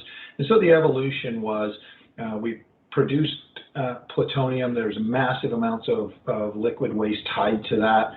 That then evolves into managing, stabilizing the storage of those to the future. Most people have seen what we call the waste treatment plant project. And in fact, if I go back to this first picture, that is the waste treatment plant. That's why TISCR sits so close to it next to one of our tank farms, where we'll feed waste to and from to do direct feed low activity waste production. That's what our tank side cesium removal system is designed for. Again, just a brief history of Hanford is this is where the plutonium was produced for the bomb that was dropped on Nagasaki. Funny bit of trivia will be on the test at the end of the slide. I was actually born and raised in a little town in Utah called Wendover, and that's actually where the Enola Gay took off with this bomb. So funny little history, small world. Again, over the 45 years, these are some of our underground single shell tanks, some of our double shell tanks that also stabilize and share that waste. There's 56 million gallons of radioactive waste stored under these tanks that we're going to go process, and that's our contract. It's called the Tank Operations Contract. We talked a little bit about volume, and let's put it into perspective. You know, Ed had mentioned $21 billion in our analysis of the ASU study to do the statistical comparisons and to plot maturity and environment. We ourselves are about $8.5 billion in project budget base, contract budget base, if you will. Now, right now, and I've kind of flagged this in authorized on price, we're about 1.5 billion in authorized on price work. So you can realize that comes with its own unique challenges of management reserve is actually so small you can't even see it. But this is the holistic program. And so when you look at the TISCR the TISCR capital line item project, that was only 2 control account managers. I actually have 107 active control account managers. And so it's a vast program, but we couldn't have been happier with being the pilot, the #1 team out of the pilot program. And to Mel's point, the whole purpose of a pilot is to test it and ascertain how we can improve it over time. So we've been excited to help in doing that as well. When we talk about that being the first contractor that was reviewed under the ASU study structure at the time, that Mel has now said is really the IPM meter. We were really honored to be part of that, and we recognize that came with it a learning curve, right? Ensuring good, clear communication between management and the teams, so that you get a clear understanding of what the pilot meant. And for the most part, I think most of everything that has evolved since our pilot is still proof of concept and has been sustained. We'll talk a little bit about, much like the grading criteria is to the thousands and the weighted protocol for each one of the maturity attributes as well as the environmental factors, went on a higher base than what was originally devised. Again, we were part of this team with Ed and Munir and Mel's team, but the derivative values are all the same. So we'll talk about that. And again, we realize that this was a clashing of past reviews and current multi-dimensional approach. To Mel's point, it's not what you can tell me that you do. This isn't a job interview. It's what you can demonstrate. So again, the top three bullets are just standard, right? We'll talk about these in terms of just standard surveillance activities or even self-governance, where you're looking at data-driven, flat file-oriented protocols that then are backed by guideline attribute tests. And then also your procedural atonement, right, or your procedural aptitude tied to the management characteristics and a compliance review checklist to have you implemented it correctly? Do you have the systems, tools, and processes in place to support the earned value management system? And do you have the policies in place that are compliant to all three? And then we talked a little bit in Munir and Ed and Mel kind of walked you through the maturity levels, what it meant, what its value was, and the derivative, as well as the role of environmental factors. And I'll kind of show you how we reacted to that, and some of the lessons learned we had, and some great things that have come out of that going forward. So our team, through the FCOG, again, I shouldn't say instrumental, but we helped. Well, this was noted in the review team. So the key as a contractor is to collaborate often with your counterparts. I mean, these guys are dealing in just tons and tons of data, and the more you can do to help them understand what the derivative output should look like based off of your own native integrated management tools will be better, because then you both start on an even plane. And so there's that, what I guess would call is the triangulation of reconciliation, to ensure that the data they're looking at matches the data that you're looking at when dealing in a flat file environment. So we did kind of help them debug where we could see some results in our own versions of the schedule, or our cost files, or some of our monthly IPMR reports. And if they got a different derivative, we would try to help debug to see if it was something in our flat file protocol, or some way in how they, in our extraction, or it's somehow in their upload. So we try to make sure it was that, so we were all on even keel, talking apples to apples. We did try to ensure that you have and invested the time to understand, right, that your staff and tool capabilities to populate the flat files are well understood before the review. And what this means is practice makes perfect. The first time that you begin to try to demonstrate your file extraction, or what we call feeding the beast, shouldn't be when the review team calls and says, okay, I'm going to be seeking 3 months of data, here's the data call. And so one of the things we at WRPS, and most of us within the complex that DOE does, is that we work collaboratively. And, kudos to Mel and his team, and Zach West, and others that own the data side of these reviews, is we collaborate as often as we can. And whether that's through the FCOG or just standard proactivity, it helps that Zach lives just up a couple hundred miles in the state of Washington from us. But the point is that you really have to work together so that you can maintain that Rosetta Stone and translation to make sure you're looking at the same data. Don't wait to populate them the first time. Like I said, collaborate with the government's review team in preparing for the review. Reach out often. Ensure there's things that they're not waiting on in miscommunication. You thought you sent them something, missed an email, and so oftentimes as you try to collaborate, you got to just make sure that you're covering everything and that folks aren't waiting on something. And then finally, ensure that your management understands the reviews will produce findings. And one of the things, right, we were certified in 2009. This was the surveillance review once triggered by a capital line item project, right? So 14 years later, management had a level of confidence from an environmental factor that said things have gone swimmingly for 13 years, Phil, and you're a crazy compliant self-governance guy, but things are going to go great. Well, it's a whole lot different to spar than it is to get in the ring. So ensure that management realize that the purpose of this is to really look under the hood and help you to see areas of vulnerability. So you have to make sure they know this isn't going to be a walk in the park. And to see it as that, so that the environmental factors can be adaptable, to see it as for the benefit that it is. Again, some of the lessons learned we had, certainly for us, is to provide better communications to our client and to our own management in educating them on the changes from the past versus the new surveillance approach. Again, it was a pilot, but I appreciate that Mel and his team said, hey, let's run it through you, because we had as did many other DOE contractors, we had a pretty strong presence in the ASU study. So we understood, we began with an end and kind of what it was. But we maybe didn't take the time, my team and I, to really help our management understand how this pilot was starting to evolve. The past surveillance approaches was relational. It was a relationship-based, or could be in some veins. And to Mel's point, this isn't about what you tell me you can do; it's what you can show. So it's all a demonstration.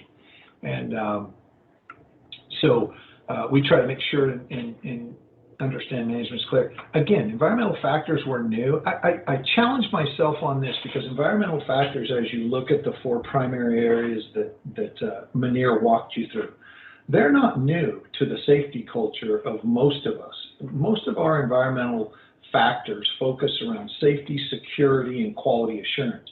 Those 3 sub-elements, which are also key to project management and execution of mission, are always, we don't do work, we safely do work, right? So it's kind of the same thing here when we talk about earned value. We compliantly do work. And that doesn't mean that, like I said with TISCA, that we didn't get the work done in a timely fashion. It's just how compliant is it to ensure that we did all the right things in alignment with the expectations of our certification. So again, although they were new, we probably could have helped management to understand it in collaboration or even associative back to some of the same behavior-based approaches such as safety, so that it didn't seem as though it was foreign. The compliance review checklist and the guideline attributes test could have been better communicated to our team. And here's what I mean by that is, over the years, what we began to see is a teaching of our teams, and many others may do the same.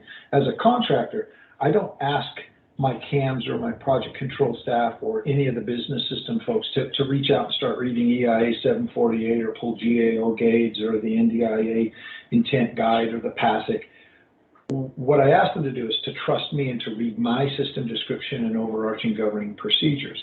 But over time, what we found is although we were adapting to the expectations of the compliance review checklist and the guideline attributes, we didn't share specifically with or reference in our systems the exact test protocol that the government had provided.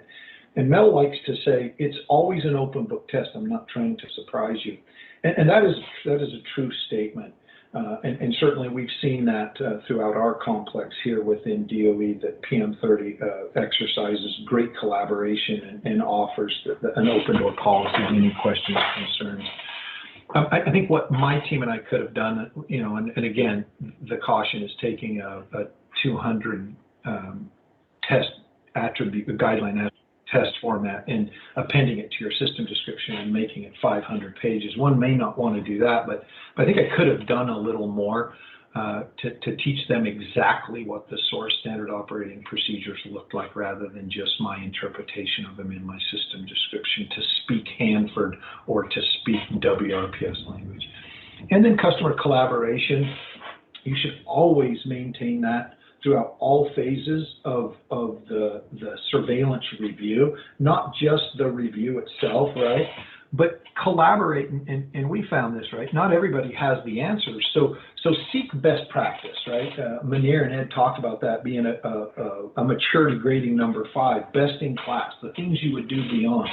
Above and beyond is always the goal, right? Provide and delight the customer, give them more than they expected. So even in our root cause analysis, to ensure that we kept our thumb or our finger on the pulse of the client's expectations so that we weren't bringing them rocks, we proactively carved the stone together.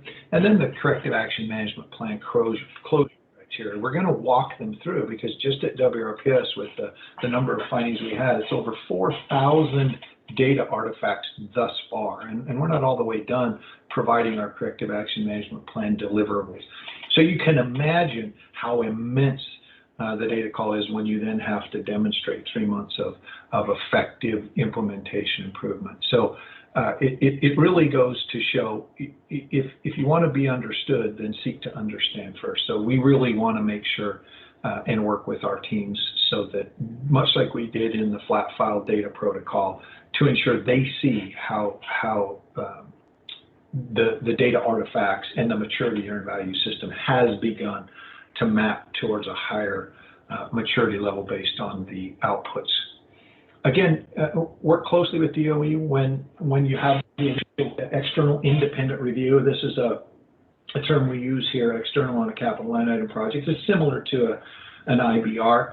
But the external independent review here at WRPS showed many of the concerns that ended up being corrective action requests here at WRPS, but we had a year to fix them, and we believed we had fixed them, but not to the level of compliance. And so, again, environmental factors, it's a belief-based system. We believe we've somewhat achieved the expectation. Well, lo and behold, it's good to keep an eye in the mirror to make sure that you realize, no, you really didn't. And so we appreciate that. It was very valuable. Embrace the culture of corrective action in the self-governance process. Trust the internal corrective action process. You know, one of the things here, like Mel said, it's not about it's not called self-surveillance. It's called self-governance. It's overarching. To what levels do you govern? Where do you have the authority, much like in safety? If you see a problem, stop work, and many sites have that empowerment. Or certainly, if someone's walking downstairs not holding a handrail, offer, hey, I care about your safety, please, or please watch your step here, this is slippery. It's the same kind of approach in earned value from the bottom to the top and from the top to the bottom. So we really encourage a self-governance process that looks at that, in trusting the internal protocols of a contractor assurance process and protocol. Again, more rigorous data testing prior to the review. Really put your CAMs through that. I know our CAMs were, like I showed you, they were mission critical. So oftentimes I got, hey, we're just really too busy, we're going to do fine. Probably should have insisted on no, I need you to show me so we can begin to look at the areas of vulnerability. And certainly with the results and the corrections, make sure they're absolutely in alignment with your suggested requests, since your control account managers are the primary drivers of an earned value management system. It's for their use that is the derivative information for management to make informed decisions based on that integration level for the RAM, right? And then provide feedback to the government surveillance team. And we've done that, try to proactively say, hey, what do you think about this? Could we change this? And to Mel's point, we have a real exciting approach. So I'm going to kind of walk you through just our surveillance review and the two primary areas. I put a star right here under environment because this is just standard. This is just how you deal with findings. And these are attribute findings against test protocol. We saw this and shouldn't have seen this. So we'll kind of talk about it and how it derived the maturity evaluation. But primarily I want to hover a little bit around the environmental factors because I think that's to Mel's point, that's the new kid on the block. So let's really focus in on that. But here were the results, and I don't mind sharing this. In fact, maybe John Fleming has seen this. I know I was asked from the ASU study, would it be okay to share your actual EVMS review with NASA? And I said, absolutely, share it. It's transparent. If I can't show other people how we did what we did, how will they ever be able to anticipate enhanced or sustained improvement on their side? So again, we really hovered around 24 total findings. Whether it was a CAR or DR didn't matter because they both had the same level of severity internal to us. We cared about both of them equally. 17 of them, though, and this came from the review team itself, were associated with what I'm going to call life cycle. And life cycle here, WRPS here on the tank operations contract has what we call a completion contract. It is more of an M&O protocol, an ops activity protocol, in which we only had contract period of performance through 2020 when the review team came here, although the capital line item project was approved through CD4 into 2022. So it had almost a year and a half, July of 22, almost 2 years of life cycle contract baseline beyond my period of performance in the contract. And so it's really how do your EV tools balance both so you can maintain contract alignment and IPMR format 3 budget versus CBB versus tab, so you're not over target budget or schedule, but still shows the whole view as the requirements clearly states of project end. And so that was 17 of our 24. I like to say to my managers, we would have only had 7 cars if we had figured out the life cycle approach. Environmental factors, explore the environment and the cultural conditions which existed, right? So much like these guys said, we were looking to see if it was allowing the EV to perform as expected or what constraining us from performing as intended. The success factors from an environmental factor were key to demonstrate through our objective evidence. Again, it wasn't about what you said you could do in interviews, it's what you objectively could demonstrate. And to this point, I'll show you the analysis that Mel mentions. We did self-assess ourselves against both maturity and environmental factors, as did our field office. So it gives a triangulated grading approach to say, where did we feel we were? Where did we ultimately end up in officially through what the certifying officials derived? And then finally, we developed our monthly earned value platform to facilitate management's use of data. What this did help was to really bring earned value, although it was always important here at WRPS, but it brought it to a more environmentally focused stance of belief-based culture, such that now we use earned value on a monthly basis. We actually do a 6-month forecast detailed analysis, which we then shared with our counterparts to seek further enhancements and improvements. And again, the question to ask for us was, and we reached out throughout the complex, how should an earned value management system actually handle a project which ends after your period of performance? It's beyond your contract terms. And that was a good one for us to really wrestle around with. And so again, these guys, Munir had already walked you through what the IPM meter demonstrates. This is exactly how it shook out for WRPS in the review.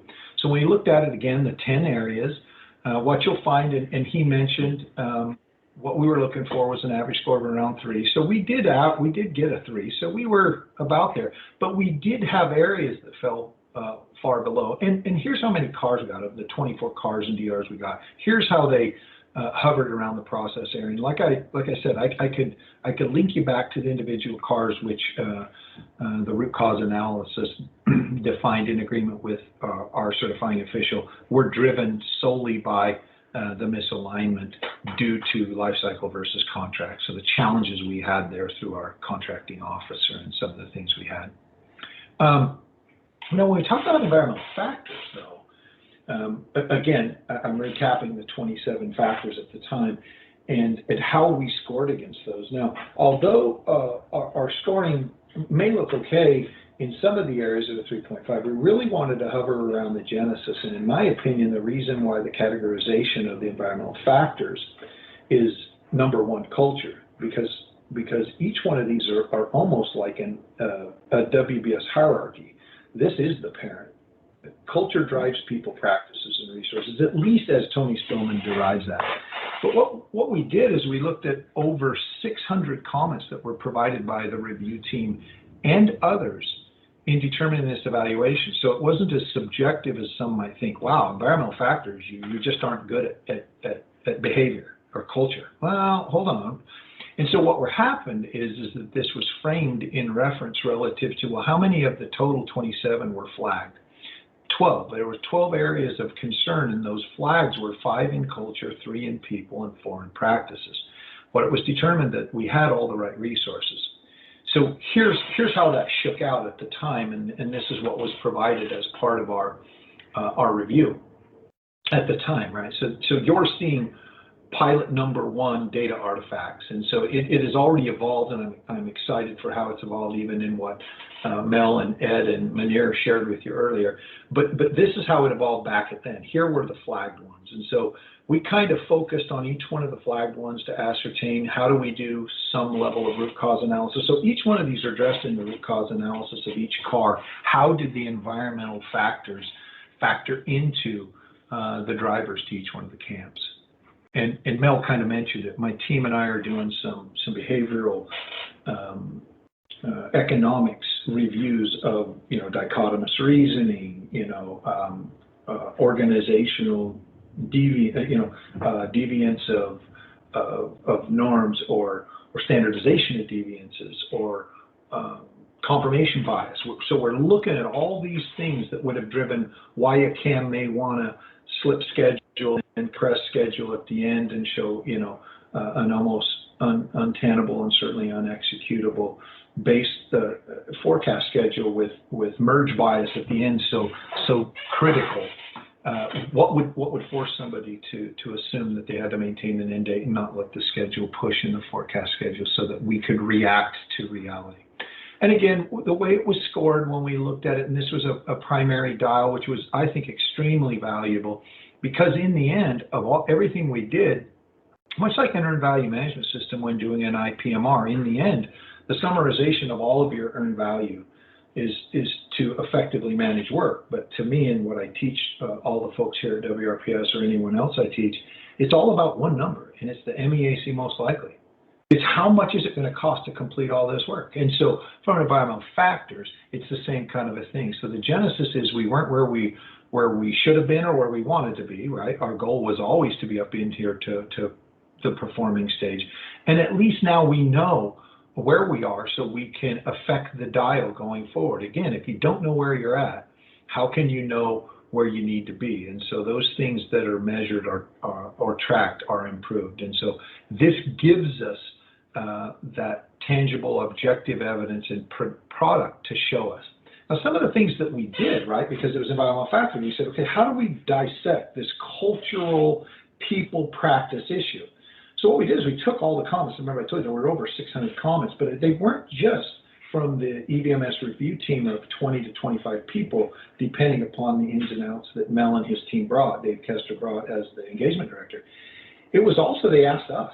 They asked our field office. They asked our senior management to weigh in on each one of the 27 factors and to individually rank many of them.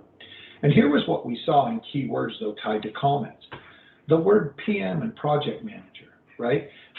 When I use this second one, and this is very key, the term OPER is an acronym for Out-Year Planning Estimate Range, and that may be a unique reference, but it's a reference that the Department of Energy Environmental Management, that's the sub-element of DOE, undersecretary that we support, that is standard terminology for them. That's the out-year planning estimate range. It's all scope beyond your contract period performance.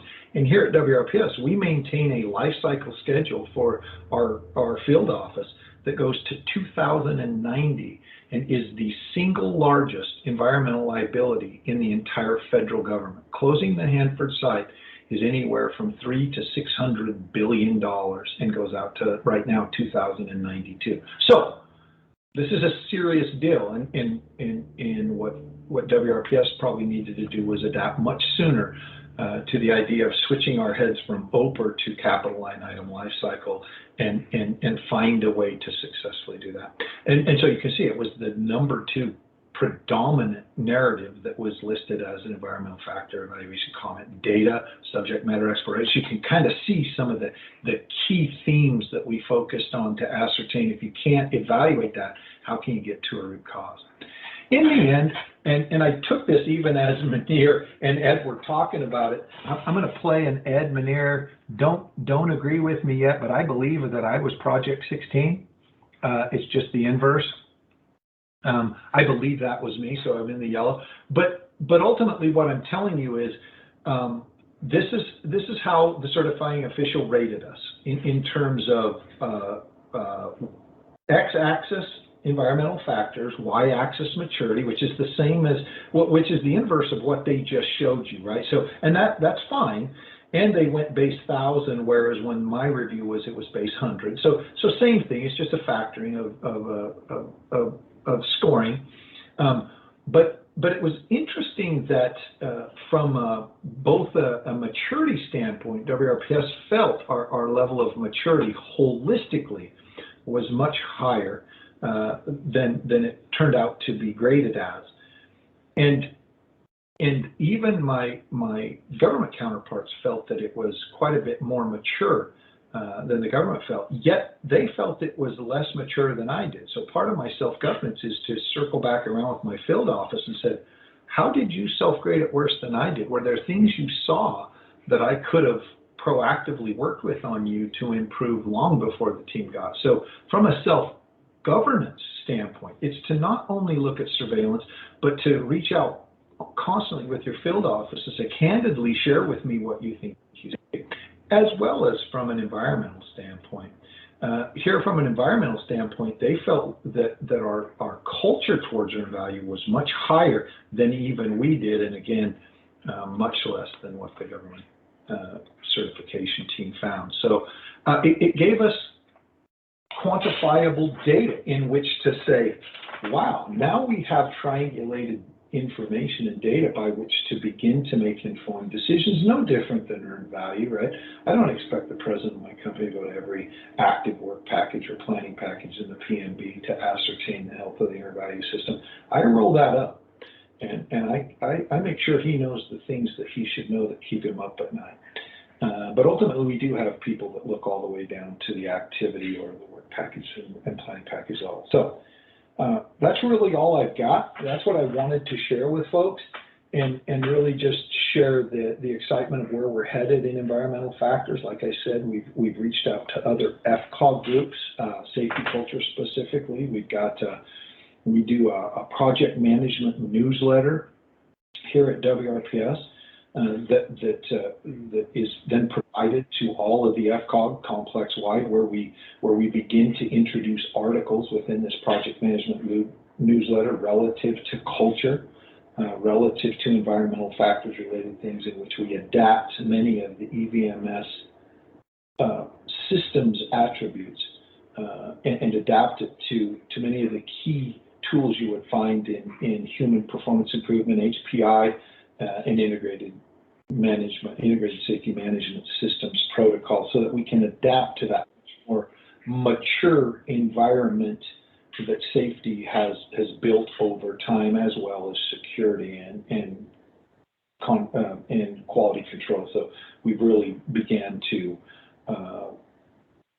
adapt and to begin to collaborate with even those in the profession, so that we can grow our own maturity, but also our aptitude towards some of those things, so we can recognize them when they happen, just like a data quality or a standard EVMS oversight zealot would be able to look at an IPMR format 1 in about 2 minutes, tell you everything that's wrong. We want to be able to have that somewhat level of aptitude going forward in environmental factors.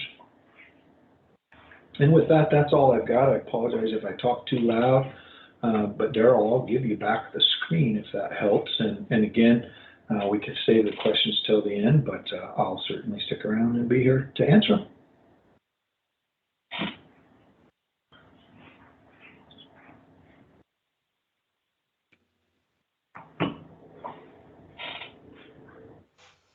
Gary Humphreys, are you there?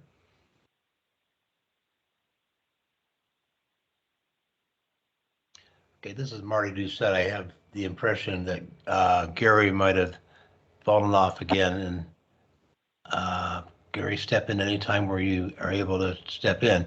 But that was a wonderful presentation. Thank you very much. It's very, very insightful. And we do have some questions that we're getting generated here that will be directly relating to your presentation, Tony. Marty, So can you?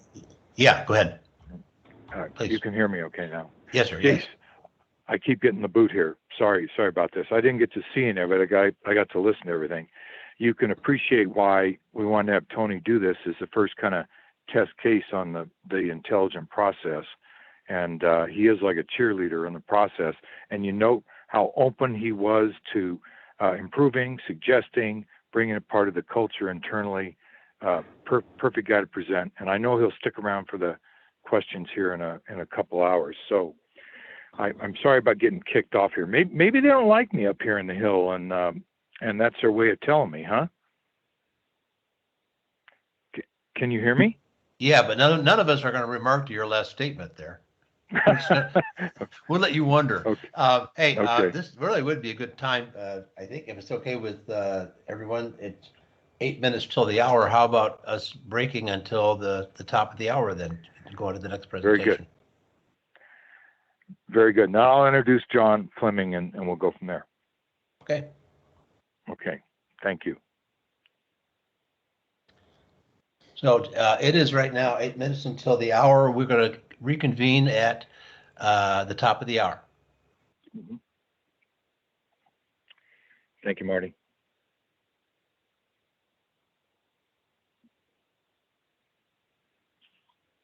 I just want to say, well, if anyone who is still on, we're looking for any kind of thoughts or questions, observations, opinions, to put them in the chat. And we'll be collecting this. And we already have a number of questions that have been being generated.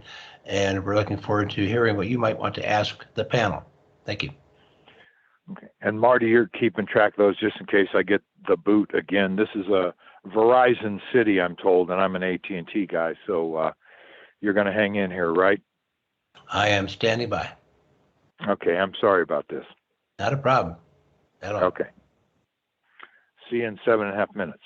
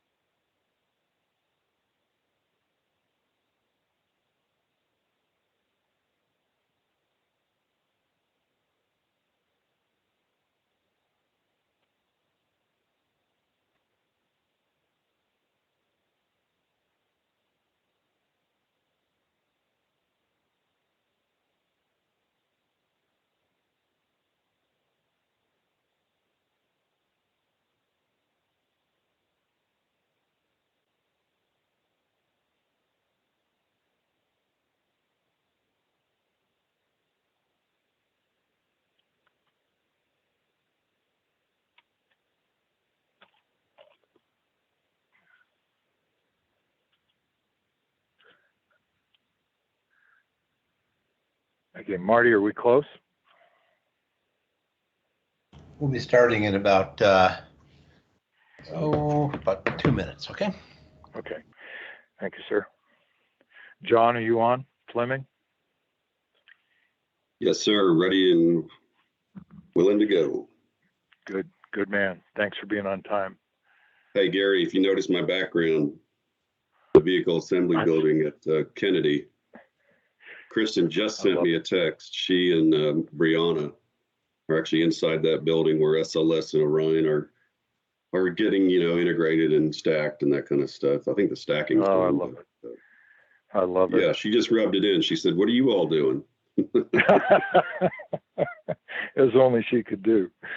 I said, I'm presenting at CPM with the building in the background. You know she's I did tell her not to press the launch button just yet. It's not quite ready. And the point is, you had to tell her that, or God knows what might have happened. Oh, shoot.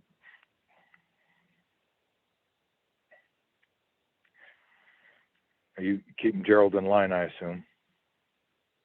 He keeps me in line when he's not watching Alabama football. Yeah. Is he on this? I don't think he was able to join today. Okay. You got him doing real work. You would not believe what's going on right now. You mean in Huntsville? Just the whole complex. I got it. Yeah. Just the sheer amount of work that my team has on their plate right now is just unprecedented. But I'll talk about that coming up. Good. Okay, Gary, I think we're good to go. It's top of the hour, so anytime you'd like to go ahead and continue, it'd be great. Thank you. Thanks, Marty. Thanks for keeping this organized. You always do that incredibly well. Okay, so we've got, of course, the initial, and I think you heard everything, John and others, approach to intelligent thinking to improve this whole process. Then you heard the first experience with Tony Spillman. All right, so we kind of talked briefly about, the initial certifications, validations, compliance, whatever term you like. And of course, subsequent to that, we're going to have on every significant project integrated baseline reviews. And our friends at NASA and John Fleming heads this effort up for NASA out of the Huntsville office, are running a lot of these integrated baseline reviews. And they have a nice process that they perfected over the years. And they're really busy, as for those of you that came on a minute early, you heard him say, he's going to talk about how he's dealing with that, because the last time we talked about IBRs, John, I remember we talked about the significant turnover in industry and in government, and it's really difficult time to get the right talent and to hang on to them. So I know you'll be talking a bit about the resources and the importance of streamlining the process to keep it going. So I'm going to shut up. You've got it, and we'll say great things about Auburn the whole time that you're speaking. All right, thank you, Gary. Appreciate it, and thank you, everybody. John Fleming here. Most of you may have remembered Gerald Kirby, the predecessor to the EVM group for NASA. I'm actually, like Gary said, I'm based in Huntsville. My boss is at NASA headquarters. I have an amazing deputy, Kristen Kerr. She's based at Kennedy. We both, like I said, work for headquarters. She's actually down at the VAB, which is behind me.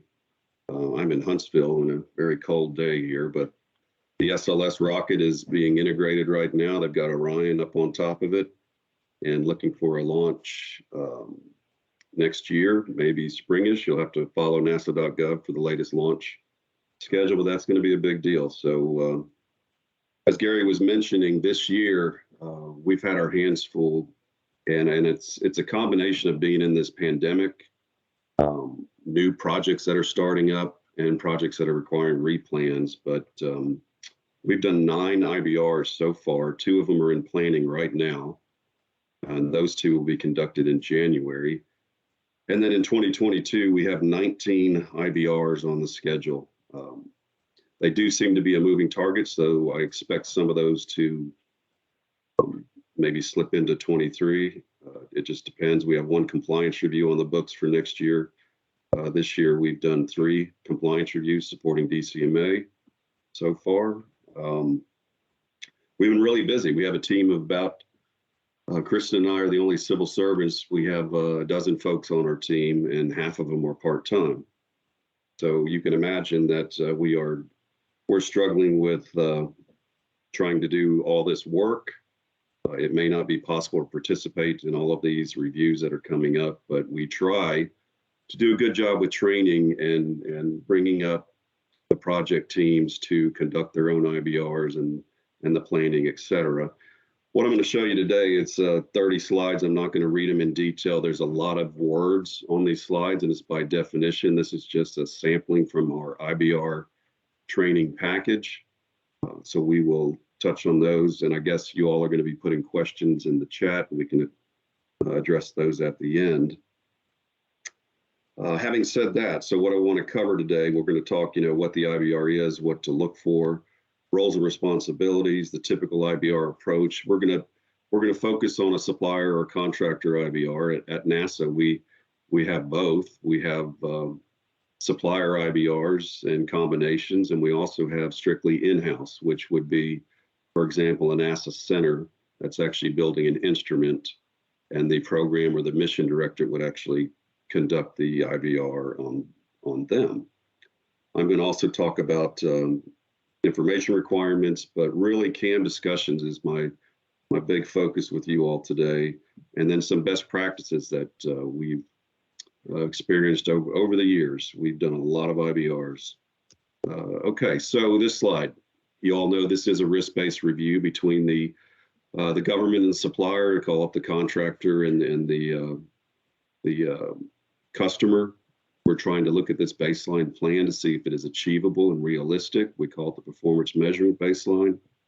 We want to make sure that all the authorized work is planned and scoped accordingly. We have the right budget, the schedule's in good shape, so on and so forth.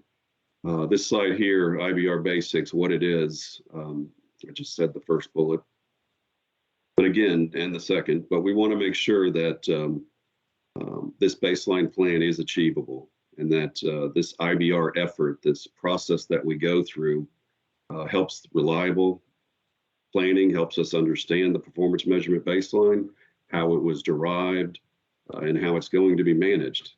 One thing we point out in our training is what the IBR is not. A lot of our CAMs are first-time CAMs, engineers, technical folks. It's not an inspection, audit, or design review, as you all know. We have to sometimes revector our CAMs because they love talking about the technical side, the schedule, cost, and risk. That's just not fun. Nobody wants to talk about that. So it's not a pass-fail event. I hear all the time, we've had a successful IBR, and I have to correct folks. I said, you did an IBR, and there's always findings. We don't grade our IBRs. We actually will colorize the 5 risk areas that I'll talk about on the next slide coming up, but we colorize the 5 risk areas, and that's the only time we do that. We've had some IBRs where they've given a letter grade. They've given a letter grade to a CAM on how they actually performed and answered that. That's completely wrong. Do not grade an IBR, please. Got some good lessons learned on that. It's not a time to talk to technical issues. Like I said, the CAMs love talking technical, but again, this is much more than that. This isn't a technical review, it's a programmatic review.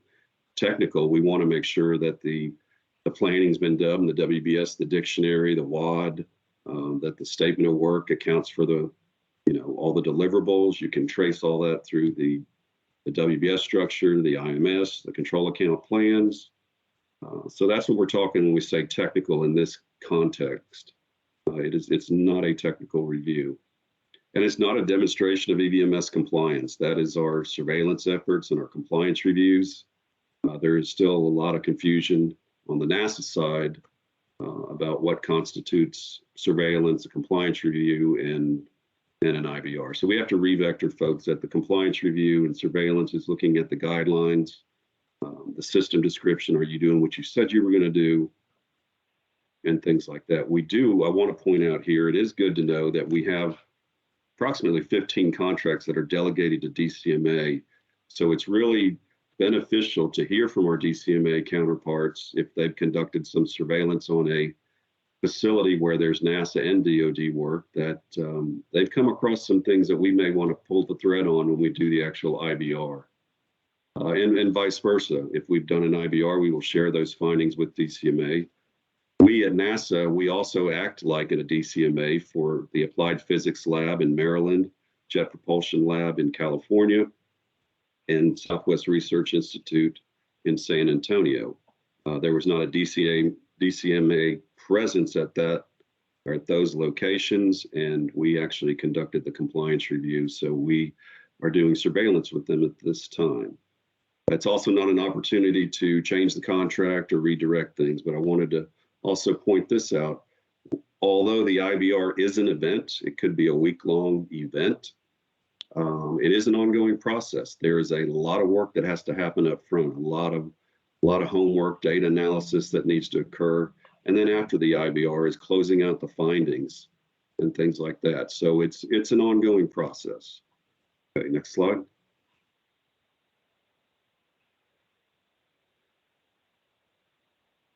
And this is pretty elementary. We've got EVM folks on here, but the PMB is the time phase budget plan that we're going to measure progress on a contract. It's a 3-step process, as you can see here on the graphic. You define the work, you schedule the work, you allocate budget to that work, and that comprises your performance measurement baseline. All right, next slide.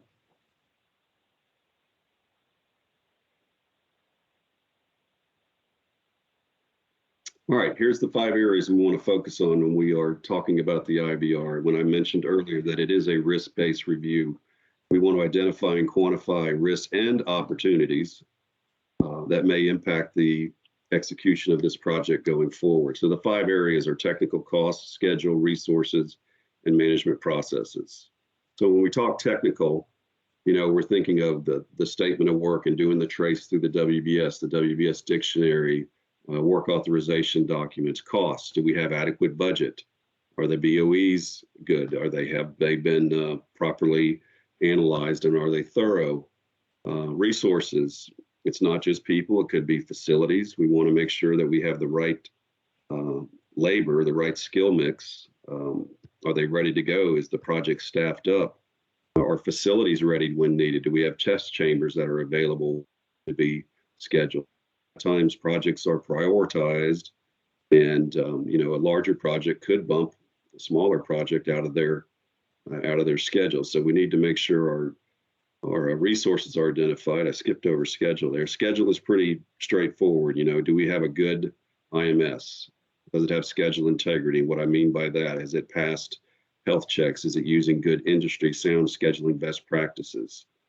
So what we use at the agency now is a tool called Acumen Fuse. We had a homegrown tool called the Schedule Test and Assessment tool, which was a glorified Excel tool, if you will. But it looked at all those areas as, do you have missing logic? Do you have excessive constraints? Is the status date not moving? Things like that. So we look at that. Management processes is an area that covers many things. It's the risks. Are they quantified? Did you quantify the cost and schedule impacts? If they're realized, do you have adequate management reserve? Up in schedule also, along with that, do you have adequate schedule margin?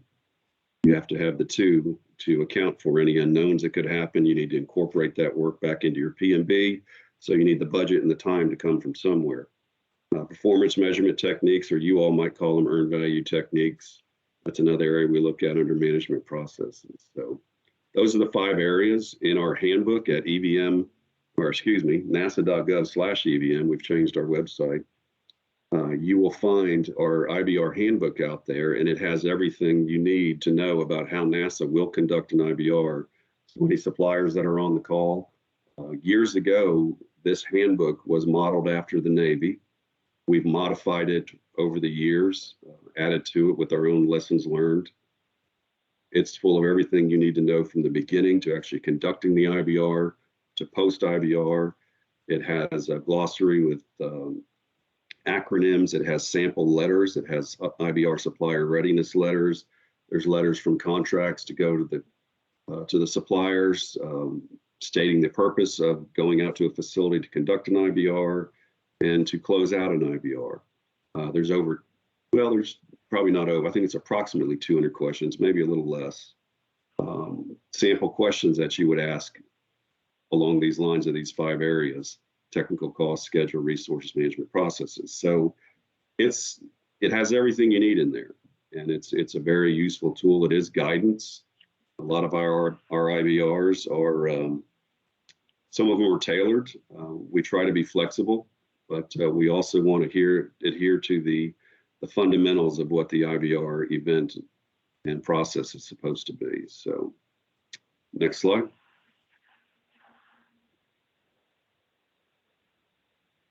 Here's our requirements. We had a new procedural requirement come out this summer. It's called the NASA Procedure Requirement, NPR 7120.5F is the new version.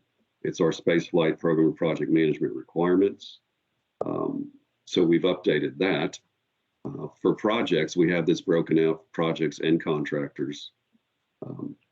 The projects are now required to conduct the IBR before KDPC. KDPC, Key Decision Point C, is kind of like your major gates that you have in the DoD world. Our NASA life cycle that you see at the bottom there in that metric. Pre-phase A, that's kind of, we've got an idea for a project. We're going to do some studies. We might do some modeling. It's a cool idea. Let's see if we can get through that gate and move into phase A. Phase A, they want you to refine that study, maybe do more modeling and turn it into a full-blown project. And that's what we call the formulation phase.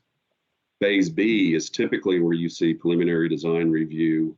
And in the past, we were making sure all the project controls were in place to do what we call KDPC. And that was the transitioning point from formulation into implementation. So C is where you have your CDR and you start cutting metal, you're ordering materials, you start assembly. There's another gate there moving into D. D, you're finishing everything up. You're doing your final integration, getting ready for launch or delivery. E is operations, and phase F is decomposition or closeout of a project. Similar like when we ended the shuttle, it went through phase F where all the shuttles were decommissioned and then sent across the US to their local museums. But point here too is IBRs can happen throughout the life cycle. The initial IBR for a contract is within 180 days of contract award per the NASA FAR supplement. We are experiencing some issues with that, with our procurement offices not holding contractors to that. We're working with that. So we're having some struggles. You want to also make sure you do an IBR within 60 days after a major modification. And that could be due to some type of funding alignment, a change in scope, something major that changes that PMB that would warrant another IBR. But there is that misconception at NASA where it only happens once, and it's at either the project level or that we have them conducted on our contractors. But you all know that it can happen more than once. All right, next slide. Next slide. Couple of charts here on roles and responsibilities. We do a lot of training for our programs and projects, and the key takeaway is that if you're on the IBR team, you are expected to do the upfront analysis, whatever your area of expertise is. Formulate your own questions. Don't just rely on the IBR handbook that has almost 200 questions in it, and be prepared. Know the expectations of the IBR and be prepared to participate during the actual event, whether it's a 3, 4, 5-day event, whatever the case is.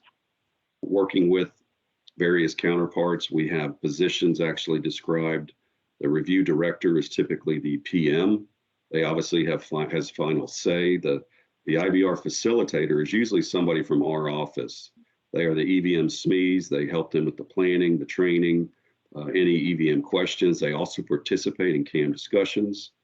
They help the review director develop the outbrief and findings and how to word particular findings, things like that. We have another position, the IBR coordinator, and that one doesn't get enough attention because they handle all the logistics. In my mind, they've got the hardest job. coordinating everything that has to happen to pull off an IBR. And then you break out, if you go to the next chart, into these smaller teams.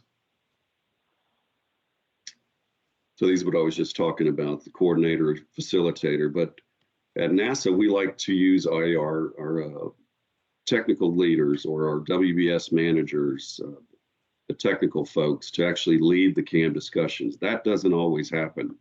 In fact, 9 times out of 10, it's my organization as the review facilitators and the analysts that we provide. We actually somehow end up doing that, even though we've done the training and things like that. But point with this chart is it's not a one size fits all, but it just shows you that the teams need to be small. We're planning an IBR right now, and we've got 40 people on one team, and that's too excessive. I'm trying to get them to break the teams out into 2 separate teams and tell the management folks that they can float around from review to review, that you just don't need that in that kind of environment. You might see that with a preliminary design review or some type of standing review board meeting. But when you have 40 people in a CAM discussion, first thing that CAM is going to do is clam up, because it's going to make them really nervous. So the intent is to have small teams and have discussions. We used to call them interviews. They're called discussions now, so they're not so interrogational. But you want to have your cost analysts, resource analysts, whatever you might call them, your schedulers. You might have folks from your business office. You might have procurement folks. And then your technical leads. And then you'll have that same counterpart on the CAM side. DCMA is listed there at the bottom. They are certainly welcome to attend any of our IBRs. A lot of times they don't have a role. We just share information with them, and vice versa. If they have the letter of delegation to do surveillance at one of our primes, we try to share that information, the things to look for when we're conducting the IBR. Sometimes they'll just attend the in-brief and the out-brief. But my point is, with this chart, and it's something that we struggle with, keep your team small. You'll get better results out of your IBR if you have small teams rather than 30 people doing a CAM discussion. Next chart. Okay, one more. So the next 3 or 4 slides are really our typical approach. It would be great if we got the data 90 days ahead of the time, but sometimes we get it 2 weeks ahead of the time. I've got an IMS on a Friday and got on a plane on a Monday, and the best I could do was run a health check on it. And there's just not a lot of time to do analysis. So we try to hold our programs and projects that we need the data. We need the data up front and enough time to do the proper analysis. It typically starts out, if it's a supplier IBR, with a letter, as you all may know, saying that we're coming out to do an IBR at your facility, and we want to see some preliminary documentation so that we can determine if the supplier is ready to conduct an IBR. So there's that notification letter out, there's the sample data that's received, the team starts to do their analysis. In our handbook, we like to look at about 85% of the control accounts, and that's typically the high dollar, the high risk, any control accounts that are on the critical path. We certainly don't want to review 10 LOE accounts and leave out some very important discrete accounts. So we may look at one LOE account, typically project management, maybe systems engineering, but you don't want to go overboard with LOE accounts. You want to focus on the meat, the real discrete work that's going on. And the 85% is just a gauge. If the project is comfortable with looking at 75% of the control accounts, and the rest of them are really low dollar, they're low risk, we're flexible. We try to be flexible. But again, team member identification, expectations need to be clearly understood. This is where we do our training and help them develop their agenda, set up a repository of where the data is going to reside. All right, next slide.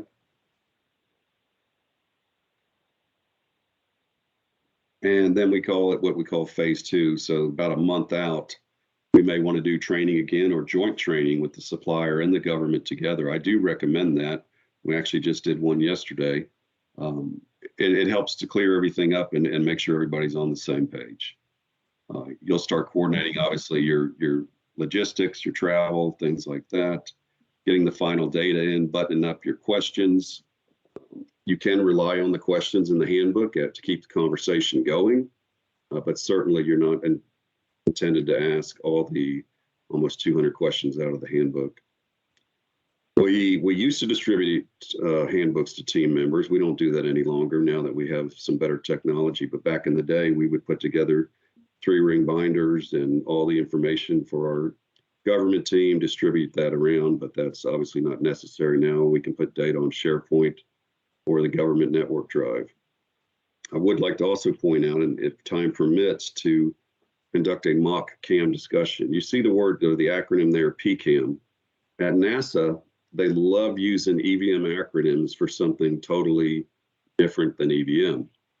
So control account manager was already used at NASA and was confusion. So we call it a project control account manager. It's the same in industry as a control account manager.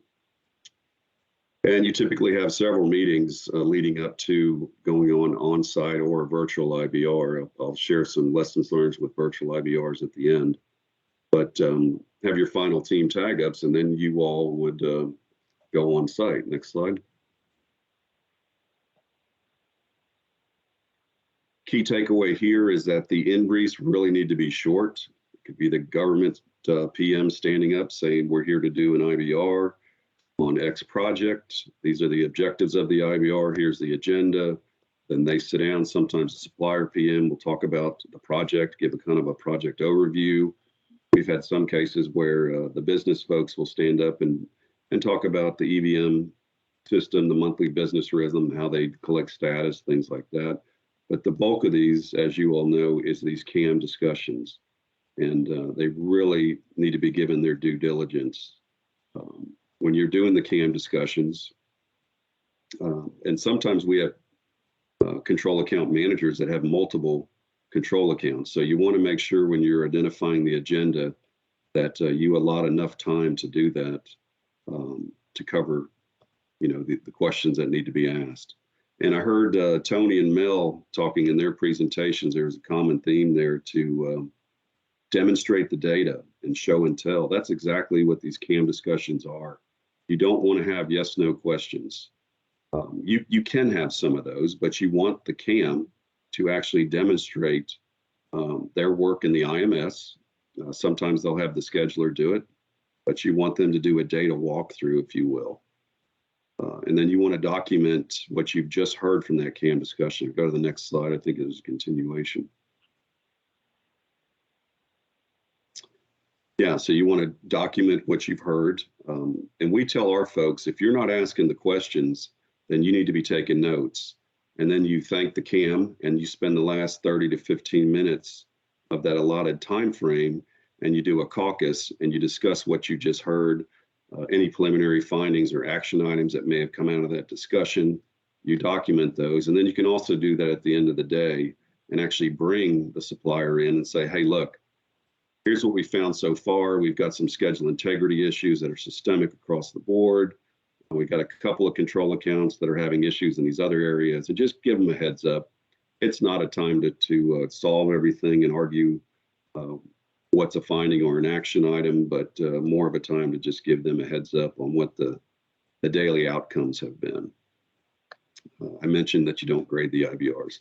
So the post IBR with a supplier, the contracting officer will submit a letter stating that we conducted an IBR at your facility. Here's a list of the findings and action items. You were supposed to come back to the government with a plan on resolving those. Usually it's could give them a couple of weeks or a month to do that. We're not asking them to solve everything right then. Sometimes findings that come out of the IBR may take a little while to resolve. And we do that with their monthly performance reviews, their project management reviews, whatever they call them. They will discuss IBR findings and what needs to be done to close those out. Then when the last finding is closed, the contracting officers or the representatives will issue another letter saying this hereby closes the IBR at said contractor facility, and that's it. You move forward after that. Next slide.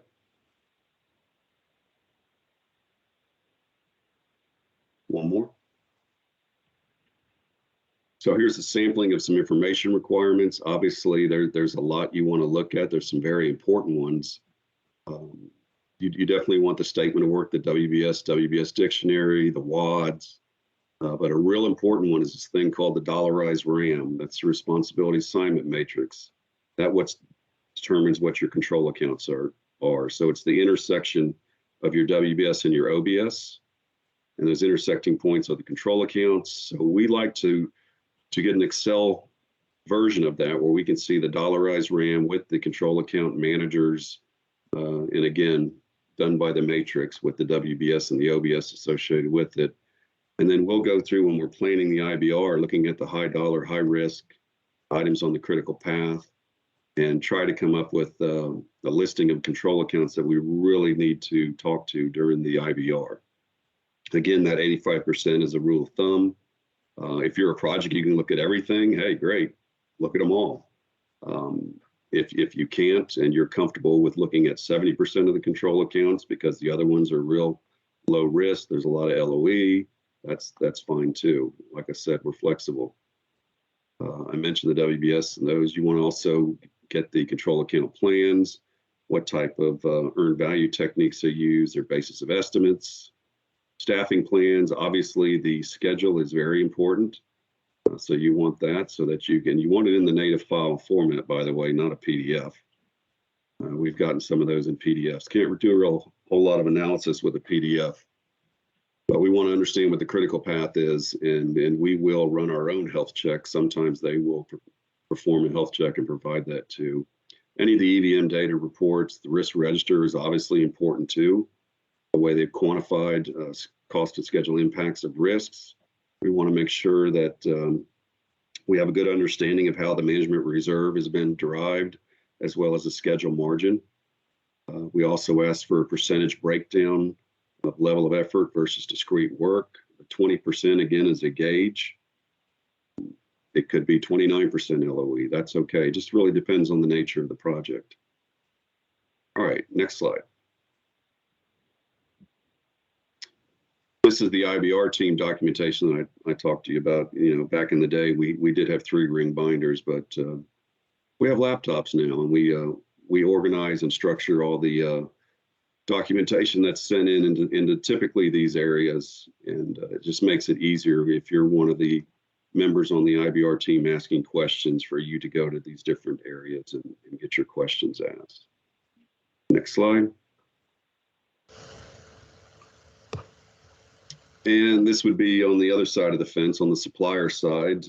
I know there's some suppliers that actually use eCam notebooks, which is a system that they stand up and they can actually do the data walkthrough during that CAM discussion.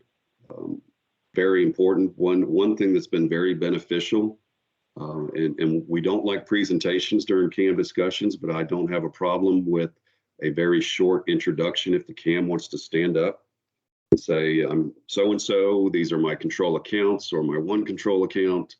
This is where I fall within the organization. This is my work authorization. Here's the budget that's been agreed to. You know, that really short intro answers a lot of just basic questions right out of the gate.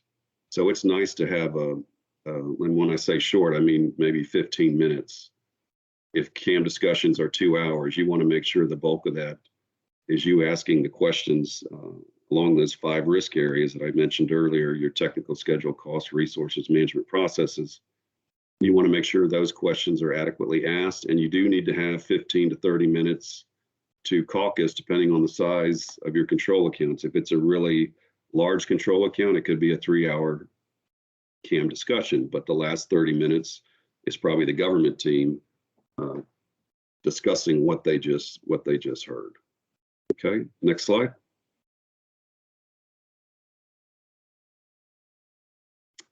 Common areas of concerns. So we use an Excel spreadsheet now. We used to have our findings in a separate Word document where we would have the short description, we would have the detailed description of the finding, and then we'd have a supplier response at the bottom.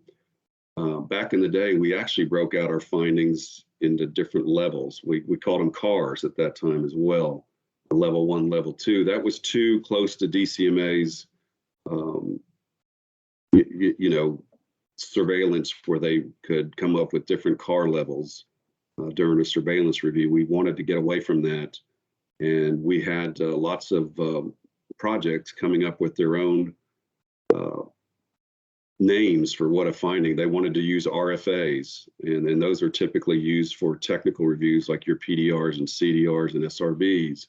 And I was like, no, let's just call it a finding. We had one organization that wanted to call it a collaborative opportunity of improvement. That was probably the best one I've heard. So we went away from cars. At NASA, we just strictly call them a finding. There's not different levels. The severity of it is our group working with the project to help them understand things like schedule integrity. If they've run the Acumen Fuse health check tool and they've got a lot of issues, well, obviously that's a finding. Their EAC isn't realistic. They aren't using the right earned value techniques. They haven't quantified cost and schedule impacts of the risks. Those would all be examples of findings. The technical work, if they're missing scope, there's missing WBS elements that aren't in the IMS, that's a finding. Action items are things like we've looked at the schedule and maybe some of the code fields aren't adequately complete or thorough. So that might be something that can be fixed in an hour. Another action item could be a documentation request. Let's say we just didn't get everything we needed, or a CAM just wasn't available. They got pulled off on something else in that CAM interview or discussion got canceled, and we need to follow up with that CAM. We do reserve the right at the end of our when we do the outbrief. This is an initial flavor of what we saw during the actual IBR event. We will list out the findings. It's not a time for them to, again, argue about those. We reserve the right to go back the next week, maybe 2 weeks, depends on how big the IBR is. We may come up with more findings when the team gets back together. We may consolidate findings. We may have to do another CAM discussion via Teams or whatever to make us comfortable. Again, the whole purpose of the IBR is have that mutual understanding of this baseline plan. Is it achievable and realistic moving forward? So those are a lot of the things that we look for, but we try to be flexible and somewhat open-ended because we want to make sure that we've done our due diligence and given these reviews the importance that they require. Next slide, please. Next slide. So there's 2 or 3 slides on CAM discussions. Again, this is the meat of this type of a review. Preparation, I can't emphasize that enough. That is key. If you're on the IBR team and all that data that you saw on the previous slide is sent in for your area of expertise, then you need to dig into that data and formulate your own questions and come up with a game plan on how you're going to ask the questions for all the control account discussions that you've been assigned to. So you want to put the CAM at ease, right? Like I mentioned, we've got an IBR that I'm going through an argument right now. They want to have 30 to 40 people in a CAM discussion. That's just not appropriate. The control account manager, if they're young or they've never done an IBR before, they're not going to speak up and say, I'm having staffing problems. Their boss might be in the room, or their boss's boss could be in the room. So you want to put them at ease, and you want to get the information out that you need. Again, if you're not asking the questions, then the rest of the team needs to document what they're hearing. We did have a position earlier called a scribe, and that was just kind of a waste. We don't need to do that when we can all take notes. But the key here is break the ice with the CAM. They should know up front. The IBR handbook is on our external website, so every supplier can know exactly what our approach is, what questioning we're going to ask. So there should be no surprise, and they should be doing the training as well at their facility with their control account managers and making sure that they can talk their data. It is a show and tell session. Next slide.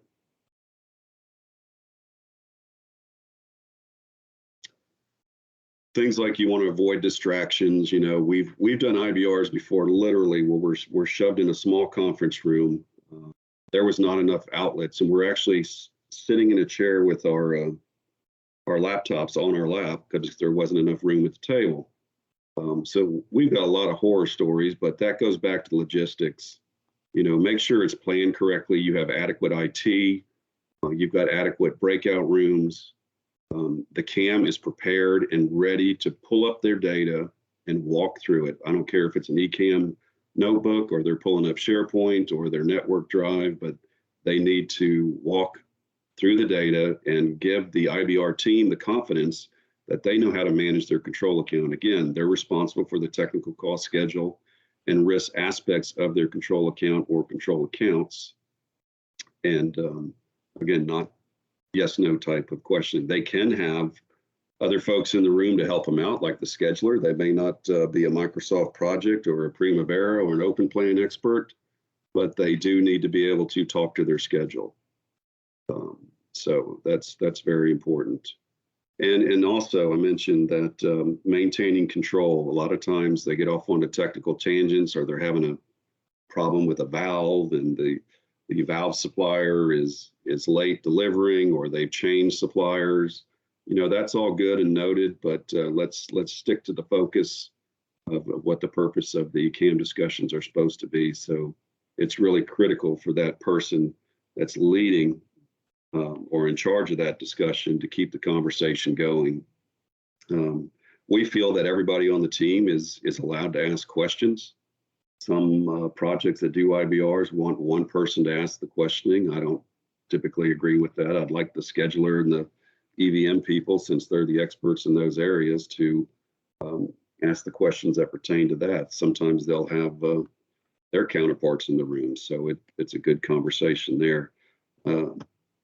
Another thing that's not on these charts is a scheduled deep dive. We found it very beneficial for some of our large programs and projects ahead of an IBR for the schedulers to get together and have a good understanding of the schedule and any nuances that we need to be aware of. It's really hard, and GAO probably experiences this all the time, getting project schedules that you did not develop, and you're trying to make heads and tails out of it and figure out, okay, what do these code fields mean and this and that. So schedule deep dives are very beneficial to do prior to the on-site IBR. They probably could result in not having certain findings on the schedule. So they have some benefits there as well. Next slide.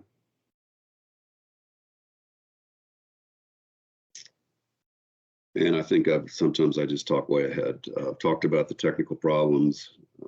You want to make sure you thank the CAM and their personnel that they brought with them for expending their time to talk to the government team. And again, you want to have that period where you can caucus and discuss amongst just the government team on what you just heard and write down the action items and findings. And then those will be further clarified while the out brief is being developed, and could be into the next week, because like I said, you may find that some of these findings need to be consolidated that are systemic across all the control accounts that you looked at. All right, I think we lost it. Next slide.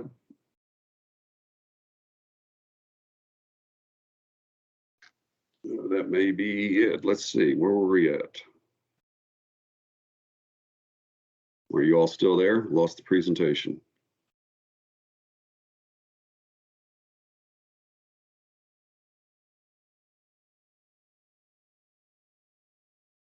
I still hear you. I don't see a present. Hear you. Okay, I'll just go a little organic here. So the next slide really was just talking about some sample questions. And again, there's plenty of them in our handbook, but some of the questions are things like, what is your scope of work? Where do you fit within the organization? All that can be answered up front. You want to really dig into, do they have adequate staffing? How do they derive their budgets? Make them pull up their work authorization document, pull up their schedule, and all the other project management documentation, and have them do that data walkthrough. And again, there's plenty of questions, but the key is when you get all that data sent in up front, that you want to formulate your own. There we go, back up and running. All right, next slide. All right, so just to close out, we can do questions after this, or we can do it whenever you all are ready. But setting expectations is one of the areas that we struggle with. Even after we do training, sometimes when we get to the actual IBR, it's like everybody just forgot what their role is. And my team ends up doing all the heavy lifting. So setting expectations, making sure everybody understands what their assignments are and that they do have homework to do. They have to do the analysis and formulate their own questions. So I can't emphasize that enough. And then that joint government supplier team training, that's great. Typically, in the past, we would just do the government team, but it's really good and helps with expectations to involve the contractor as well. Next slide. Some best practices, I'll just hit on a couple of these. Again, we want to make sure that we have enough time to analyze the data 2 to 3 weeks prior to going on site, or the virtual event is really desired and needed, actually. Logistics, make sure all the logistics are handled. And the length of the IBR is not dictated by another review. An open mic. We've had a lot of IBRs where the duration is dictated before we've actually gotten the dollarized RAM. That is not the proper way to do it. You don't tell the supplier that we're going to do a 2-day IBR. A 2-day IBR is determined by the amount of control accounts that you're going to look at, so you have that confidence that you've looked at enough of the control accounts. So we try to tell people, let's get that dollarized RAM. Let's let the agenda fall out where it is. We can do some tweaking. Some CAM discussions may not need to be as long as others. But that's an area that we really struggle with and are struggling with today. Remember, it is show and tell, not yes and no. Mock CAM discussions, I mentioned that. And we document lessons learned. We've got a lot of lessons learned. Obviously, we've been doing a lot of virtual IBRs. Face-to-face is ideal because you can actually see their facial expressions and get access to data quicker. You don't have IT issues. Doing virtual IBRs just simply take longer. There, as we've seen today, we've had some IT issues with Teams. So just keep that in mind. When you would plan a typical on-site IBR, you're going to need to add more time for a virtual IBR. Okay, next slide. This is our website, nasa.gov/EVM, and just click on handbooks and you'll be able to find the IBR handbook as well as many other handbooks that we have out there. And I believe that's it. Next slide. Yep. So happy to take questions when that time is ready, or we can do it now, however Marty and John want to do this. But thank you very much. I appreciate your attention, and please reach out to us if you have any questions. I'll have my contact information available to the CPM folks if you all have any questions. Thank you. Thank you very much. Gary, are you there? Gary Humphreys? Okay, I'm just going to do, Mel, are you still on? I'm still here. Good. And Tony, are you there? Marty, can you hear me? Yeah, I hear you. Is this Tony? No, it's Gary. Okay, hi Gary. I was just taking a roll of who we had. Had a big technical problem there, of course. I was just taking a roll of who of the presenters is here, and I just so if you could take back on over, that'd be great. But we can go into questions now if you'd like, rather than taking a break. Sure, that works for me. I just wanted to make sure. Yeah, Mel and Tony, and I know John's still here. Donna, are you here as well? Donna Holden, maybe you're on mute from DCMA.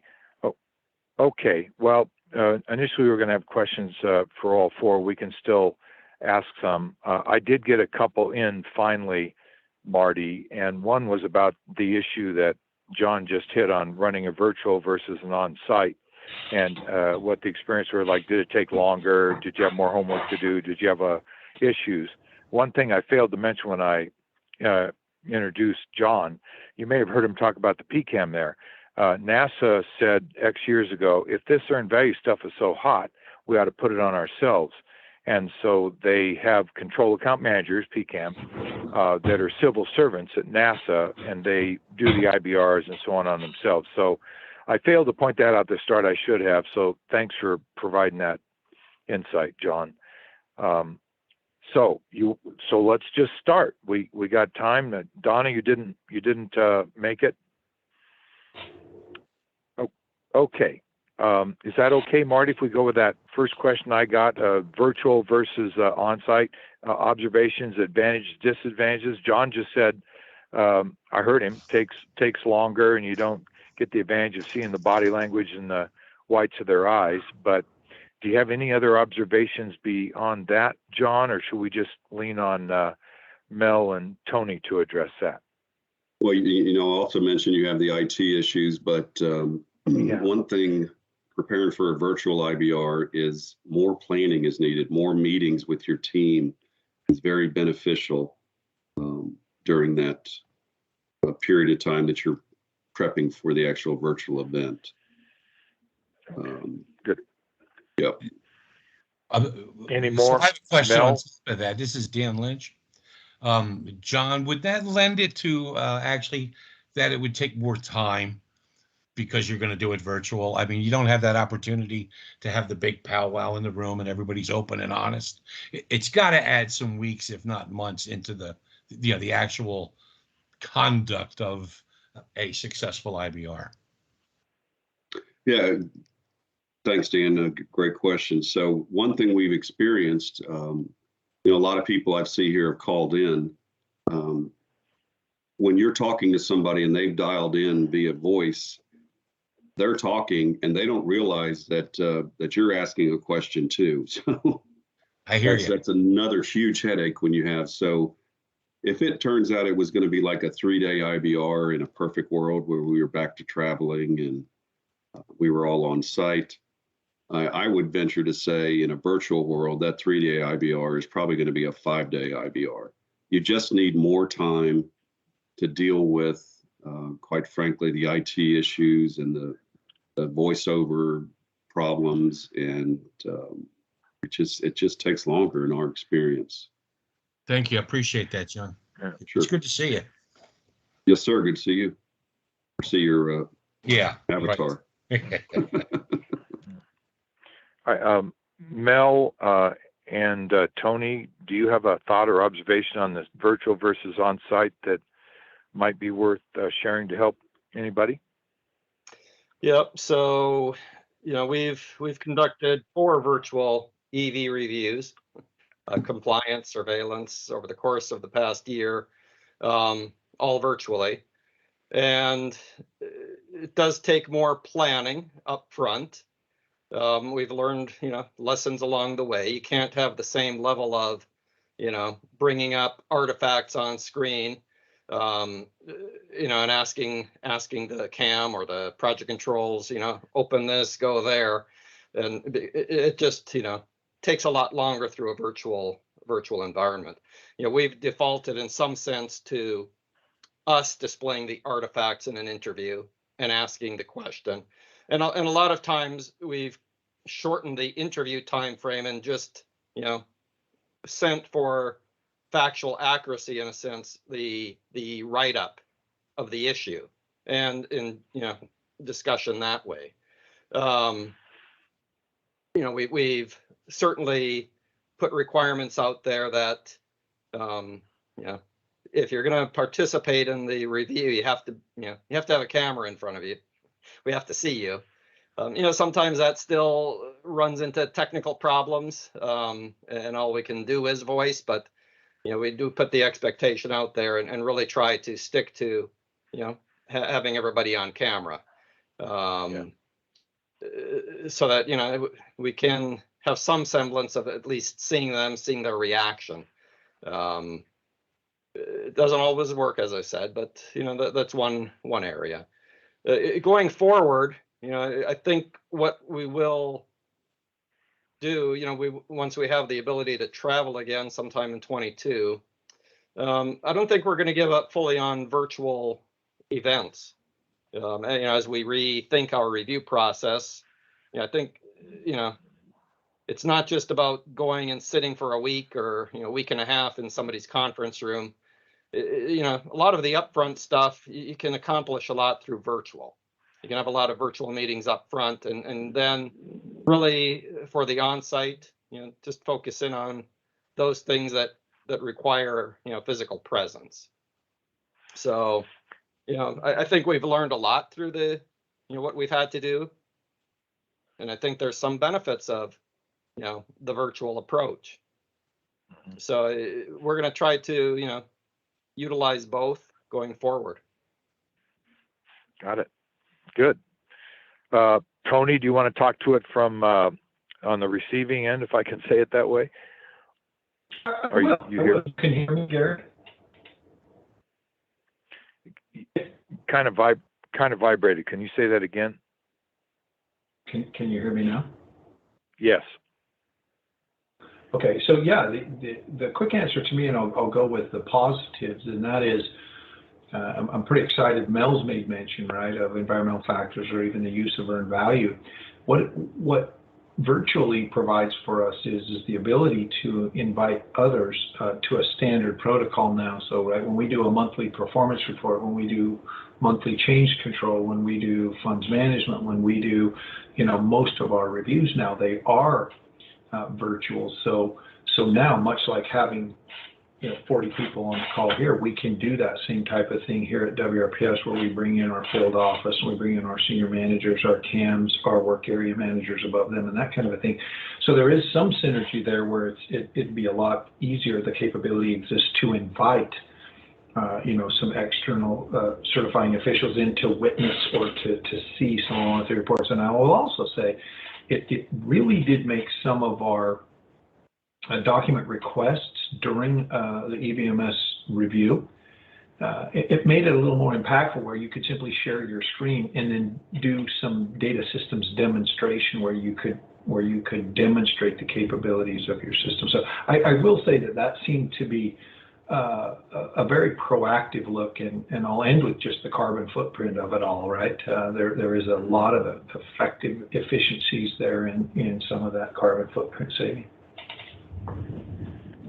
Okay. Hey, since you're on, a couple questions came up about, and you just mentioned that the data or documentation, and John talked about getting it enough time ahead in the right format so he can do his diagnostics before he comes on site and know who he wants to interview and where the soft spots are or whatever. You tended to provide 3 months of certain kind of data from the beginning of the program, or other kind of data. You felt that you provided enough data ahead of time to make the review go smoother, or are you getting like inconsistent sets of requests the way you viewed it? Is this one for me specifically? Yeah. Yeah, no, I feel that, the standard 7, we use a data flat file approach that has 7 specific files.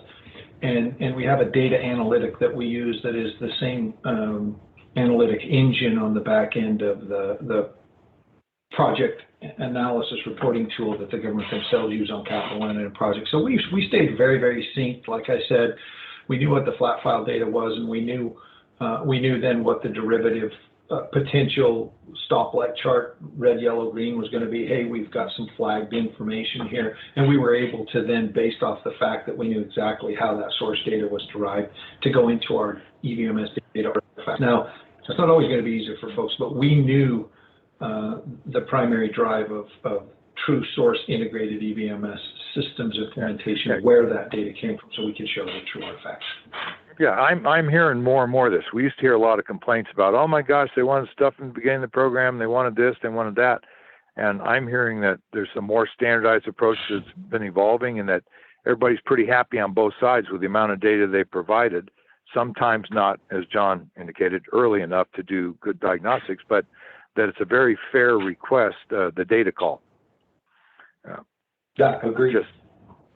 Yeah. Okay. I don't know, Mel, you wanna comment on that at all, or are you good? No, we have a standard data request, right? So we Yeah. put that out Yeah. along the way as we start reviewing it. We identify other documentation that we need. We put in requests to obtain it. During follow-up interviews, there may be something that's stated where we say, oh, can we get a copy of that? So it works. It's just a matter of starting with what you think you need and then asking for more as you start to look at it. But you're specific about what you're after. Yeah, good. John, do you want to comment on that on your data call? You made the point sometimes you don't get it in a timely fashion, but you got a standard data call just like DOE, and you're feeling pretty good about people understanding what's expected of them. Yes, sir. All those items that we had on that one chart, it's pretty standard list that we asked for. Okay, yep. Good show. Marty, you said you had a bunch of people sending questions, and I those are just a couple I got emailed to me in the last couple hours, so I hope I didn't step on your toe there. Do you want to bring out a couple of questions that people sent to you, please? Yeah, I'm glad to. Can you hear me okay? Yes, sir. Okay, good. This was a question that came up during Mel's presentation. Could you, but please, any of you, expound on this if you'd like. Has anything been determined about being able to make a judgment about a comparison of the quality of environment and maturity as it would relate to programs that are in compliance as opposed to those that are not? Any big observations about that? Yeah, so as the data showed through that presentation, maturity really is a function of the environment. So I've had the question, so as your environment increases, your maturity is going to increase, right? Or compliance status. I've had the question in a previous discussion, well, what if we can demonstrate that our system is fully mature, but our environment is low? Are we gonna fail the EV review? My answer to that was, well, I've never seen that the case where the maturity of a system is high or the compliance status is high and the environment in which it's operating, is in disarray. If the environment is in disarray, the implementation is in disarray. The system is not going to be functioning compliant. So on paper, it may sound good, but in implementation, it's going to follow the environment. It's not going to be valued. So somebody can prove me wrong someday, but that's what I've seen to date. So hopefully that answers the question. In fact, it seems like most best performers in cost and schedule sense were those in that upper right-hand quadrant of the data that you're pulling together so far. Exactly right. And then, and that when the environment is, valuing earned value, it values other, integrated management systems, such as safety culture. And there's folks, I think Tony alluded to it, but the deputy or the undersecretary, deputy undersecretary for environment, safety, health, and security, that office contacted us recently about our EVMS, the maturity study, because they heard about these environmental factors and they wanted to understand that in light of safety culture improvement that they're trying to undertake within the department. And I've had other talks with folks that, if you're integrated management, control system for project management or safety or quality or whatever, if you're starting to have, environmental issues, likely you're going to start seeing that cross-cutting into other areas. If you start seeing it in quality, probably going to start seeing that in safety and vice versa. And all of that has a has an impact on performance, right? So it's all about management. It's about the culture. As Tony said, culture drives everything. And quite often, it starts at the top. I've seen it. We've had reviews where, we're not getting any place. And until that leadership was changed out, once that changed, things came together. So it's culture, and it starts at the top. Back to you, Gary. Marty. Thank you. This is toward Tony, but please, anyone else chime in on this as well. Tony, you mentioned about a term you used, I think it was triangulation of expectations. And later on, you talked about elaborating more on about the divergence of perspective. I wonder if you could just share your thoughts a little bit more about what you meant when you said triangulation of expectations. Right, that's a great question. Can you hear me, Marty? Yes. Yeah. So here's what I meant by triangulation of expectations, right? You have the certifying official, that's the overarching stamp of approval. That's the goal by which you must achieve.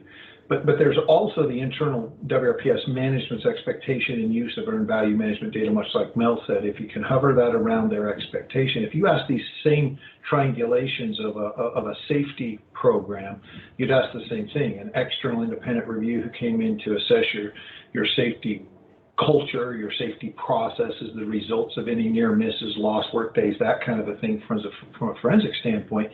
But you'd also look to your local customer, that day-to-day operations of, are you getting what you want from the data we have, or are you seeing increased need in the effectiveness, efficacy, and usage of an earned value management system, as well as your own management. So the triangulation is, when you look at all three, it's getting them simpatico, right, or in sync to recognize the expectations of each other, right? The complexities of, well, I'm management, I use it, but I use it in a top down. I'm the field office, I use it, but I use it from this prism. These are the things I'm focused on. Not that everything is important, all 10 maturity attributes or 32 guidelines or 5 EVMS process areas. It's that when you begin to look, you get a much more full spectrum of perspective when you get all three into the same kind of a quadrant to do that analysis. Now, your second part of the question was, I apologize, I forgot the second part. Asking about the divergence of perspective. Right, and the divergence is once you get those results, and I kind of showed it on that quad chart, where what was interesting to me was to see, oh my goodness, although my local field office felt that our environmental culture or environmental factors were perhaps more advanced than even we believe them to be. And again, that could be a knockoff of, for those that don't know, WRPS was awarded the safest site from an industrial health and safety standpoint of all DOE complex wide. And so there could be some, I'll call it bias, but it's positive bias, confirmation bias that says, well, of course WRPS holistically has a strong culture towards compliance. But when you look specifically to me and my team and some of our own senior management, we evaluated ourselves maybe a little more self-critical because Mel was able to give us, well, it's not just how's your culture, it's here's 7 specific factor attributes. How do you feel you did specifically against those? And you heard Munir say, it's not about do you do it effectively, it's ... and compliantly. So it allows you to challenge yourself, look in the mirror and be self-critical. And I think part of that is when you look at that divergence, when you begin to look at that is when you do true self-governance, because you're willing to be transparent, drop the shield and say, hey, this is all for the betterment of protecting the taxpayer's investment. This is all scope, schedule, and ultimately cost. So what is it that we're going to do to ensure that what we said we will work, and that when we said we would give it to you, we will, and for the value to the government and to the taxpayer that we said we would. That's it. And so if you can homogenize that all around, but still draw and collaborate from the many key sensory drivers such as safety, quality, QA that says these are tenets of a good earned value management system, then you can begin to see what others see of you. And it's almost like being a manager or an employee and sending a survey out to ask, how do you think I'm doing? And that's where we looked at it and were able to gain much more perspective to help us find additional areas to improve. That's great. Anyone else have something? Anyone else got any follow up on that? That was good stuff. Okay, here's another question. This one is to John, but it's also, I think, Gary, you might have some insights about this, and of course, anyone else.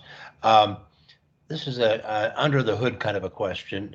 What makes a caucus work? And are there circumstances where you can see a caucus starting to spin out of control or actually get fragmented? No, from our perspective, so at the end of the CAM discussion, it's really thanking the CAM and their team and asking them to step out or to log off real quick. And the IBR team discusses what they've just heard. It's not a time to argue about the findings and go over that. That's during the time that's set aside to coordinate the outbrief. It's just, hey, did you hear that there's schedule integrity with this control account? And just getting consensus and documenting some preliminary findings and action items, and then moving on to the next CAM discussion. Mm-hmm. Very informal. Very informal. You just don't want to have four CAM. You don't want to have 4 CAM discussions that day, and then you all get together at the end of the day, and you're like, "Oh, what did they say during that first CAM discussion? We didn't write down that finding." So that's the whole intent of that. Yeah, 15, 30 minutes, whatever it takes. He's making some good points there. The old theory, Cam and his or her team did a lot of homework to get ready for that, and they deserve some kind of a little report card or feedback. Understanding it's preliminary, you're still keeping your finger on the checker piece.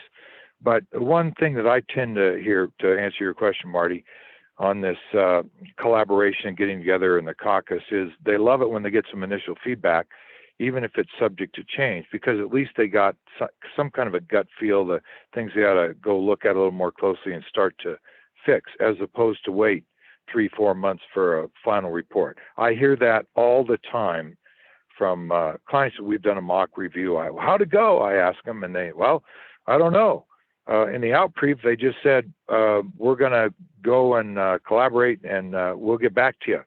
And it'll take a couple, 3 months. Of course, you're well down the path by then. So I love the fact you do some kind of a quick and dirty, give them a feel as to how things are going. Yeah, let me add this too. So a lot of times, the project manager's boss might be floating around at the end of the day going, "Hey, how's it going? What have you heard so far?" So we call it optional, but it is beneficial to put some of the supplier leadership at ease that, okay, this is what we're seeing. And it may not be a surprise to them. They may know because they can run health checks if we're just talking schedule, but they can also look at other areas that we're asking questions on during the CAM discussions and say, okay, well, that's not a surprise. We ran through that when we were talking about preparing for this IBR, doing a mock discussion, or they may know that some of their data is just not up to par at this point. So it is optional, but I want to say too that during the outbrief as well, I've been on several where the contractor leadership wants to argue and not have a finding, and they don't really. They don't have that right. We've got these findings. You'll have plenty of time to address them, to rebut them, whatever you want to do. But let's just get through this IBR and say, okay, here's what we found during this event. And we're going to go forward and button these up. Like I said earlier, we're going to consolidate some of these, and then we will send them to you through a contract letter. And you guys put a plan together on how you're going to respond back to these. We don't want you to resolve them, give them 2 weeks, a month to come back with a plan, but at least acknowledge them, get some additional questions answered. They may need clarification where they didn't understand a finding. So there may be more discussions that need to occur during that 2-week or 1 month period. But yeah, I've been on a lot of outbriefs where they want to argue everything and close everything out right then. It's like, let's keep it short and sweet, 30 minutes at the most, and get off the stage and, thank them for their time. Right. And the other time, just to be fair about getting feedback, the departments have been understaffed with people to go out and do reviews, but they still have to conduct the reviews. So some poor team members, been there, done this. You're just going from place to place. So on the other side of the weekend, you're at another site, and so you don't get a chance to real time meet up with your team, pull facts together and present anything. So I get it that sometimes you just can't do it, but it is important to remember the CAMs who really broke their tail to get ready, give them some kind of a quick and dirty report card, if appropriate, is really well received. That's great. We have one last question for you. This was actually, of course, Gary, if you have anything else, please. But this was to Mel, and of course, anyone else, please also join in. Mel, I think you made a reference to what I think you said, a smarter way of using metrics, and it was kind of a catchy statement. I was wondering if can you build on that about there being a smarter way of using metrics? Yeah. So what I said and what I've challenged my team is, we have 190 some odd metrics that are associated against these attributes. And so the challenge has been, do I have to run, all 190 some in order to get a sense? Or, can I maybe run some primary ones that, if I see there's, no problems in a certain area with a primary, maybe I can just stop at that and not have to then continue on. If I start to see some issues pop up in the primary metrics, then I can go to the secondary set of metrics and dig in further to really help clarify what the issues are. So that's kind of what I was alluding to, is, to try to save some time, some effort, and make it a, faster process, primary, secondary type metrics to dig into, schedule, for example, and some other areas. So that was the thought process. Hope that answers the question. That's great. Anybody else on that? Well, he's making a good point, because many times we have a lot of these tests. You could have an army doing nothing but running tests, and everybody's looking at data and graphs and plots and not using it really to manage with. I mean, that's a great point Mel just made. Yeah. And sometimes that's all we do. We just lose sight of what we're really trying to accomplish because we're so busy doing tests. Okay. Yeah. And I will tell you, as a contractor supporting and coordinating self-governance, that's exactly what we do as well, is where needed and where warranted. And I think we kind of mentioned that even from an EVM and EVMS analytics. The usefulness of the data has varying degrees, right? That's why we do hierarchies up the OBS and the WBS. And so it's really reading the room, if you will, and knowing the levels of information that are provided to each one. As I do my self-governance, it's the same. The minimum that we'll go to is every standard attribute of the EVMS system. To Mel's point, do we force a 197 test protocol against every control account? One of the things Mel is not bragging on, but he should, is that he and his team, I think Dave Kester helped him as well, is they created a pilot where the goal was to automate as many attribute level tests from an EVMS health standpoint as possible. We saw that, we mimicked that, and oftentimes that's what we do, kind of with a red, yellow, green, as you would in an Acumen or some other kind of schedule check. In fact, we even adapted a very comprehensive schedule check and have it in my IPMR, but it's the red, yellow, green as a percentage threshold. So it tells us where the trending goes towards seeing organizational drift, if you will, where we're beginning to see a declination in the level of aptitude or maturity in certain aspects your value system such that we can go and actually help, right? Because it's not the beatings continue until morale improves. It's what can we do to help sustain and always, just like my certification letters, you're encouraged to continually improve, streamline, and enhance this earned value management system to make it more and more useful to management. And to Mel's point, from a contractor standpoint, we really encourage and work that internal, and we'll continue to partner and collaborate with Mel and his team, and excitedly try to seek ways, not to say, hey, Mel, don't look too deep. That's never the point. It's just help us to understand where you would look, and I'll mimic that, such that, to Gary's point, you're not flush with staff, nor am I, but this is my everyday job. So it is something I can lean heavily into and continually govern. That's excellent.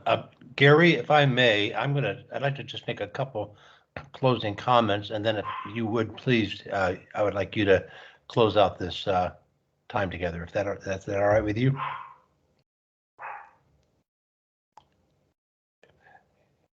Gary, did you hear what I said? Yeah. Okay, good. This is, again, I'm Marty Doucette. I am one of the organizers for this Champions Series. I just want to thank everyone for joining us today. Of course, want to very much thank our presenters and the wonderful work that they put into presenting today. It's been exceeded expectations. Thank you very much. I want to tell you all this. We're part of a kickoff of a whole new approach by CPM called this Champions Series, and of course, we're going to have the follow-up lessons learned discussions about how we can make the next ones better. Probably at the top of the list is just how to make sure we can have a little bit better connectivity and ensuring that we get people can stay on the line and that sort of thing. And we obviously have some things to resolve there, and I want to apologize for any difficulties any of you may have had in that regard. But this has been a great day, and thank you all very much. And Gary, I'm just going to turn it over to you. All right, can you hear me? Yes. Okay, good. Well, I want to do what I just said a moment ago about, I'm probably the biggest problem in terms of the connectivity here, but like I said, kind of a quick report card to the camps and the people who get ready for a review. These three gentlemen, they're the perfect guys to present on the topics they presented. They all pulled together a good story. There's great content there, and with the recording, I think this is stuff that can be used for a lot of people that are not up to snuff on the latest approaches to this. So thank you, gentlemen, and for those that helped you get ready for this, to present this, and I hope to be collaborating with you in the future. So thank you very much, and I'm saying goodbye or signing off, Marty. Okay, and to everyone who is involved today and all of our participants who have been with us for the last 3.5 hours, thank you all. It's been wonderful being with you, and please join us in February for our next series of presenters by our champions, and have a great weekend. Bye-bye. Great job, Marty. Thank you, Gary. everyone. Thank you. Appreciate it. Thank you.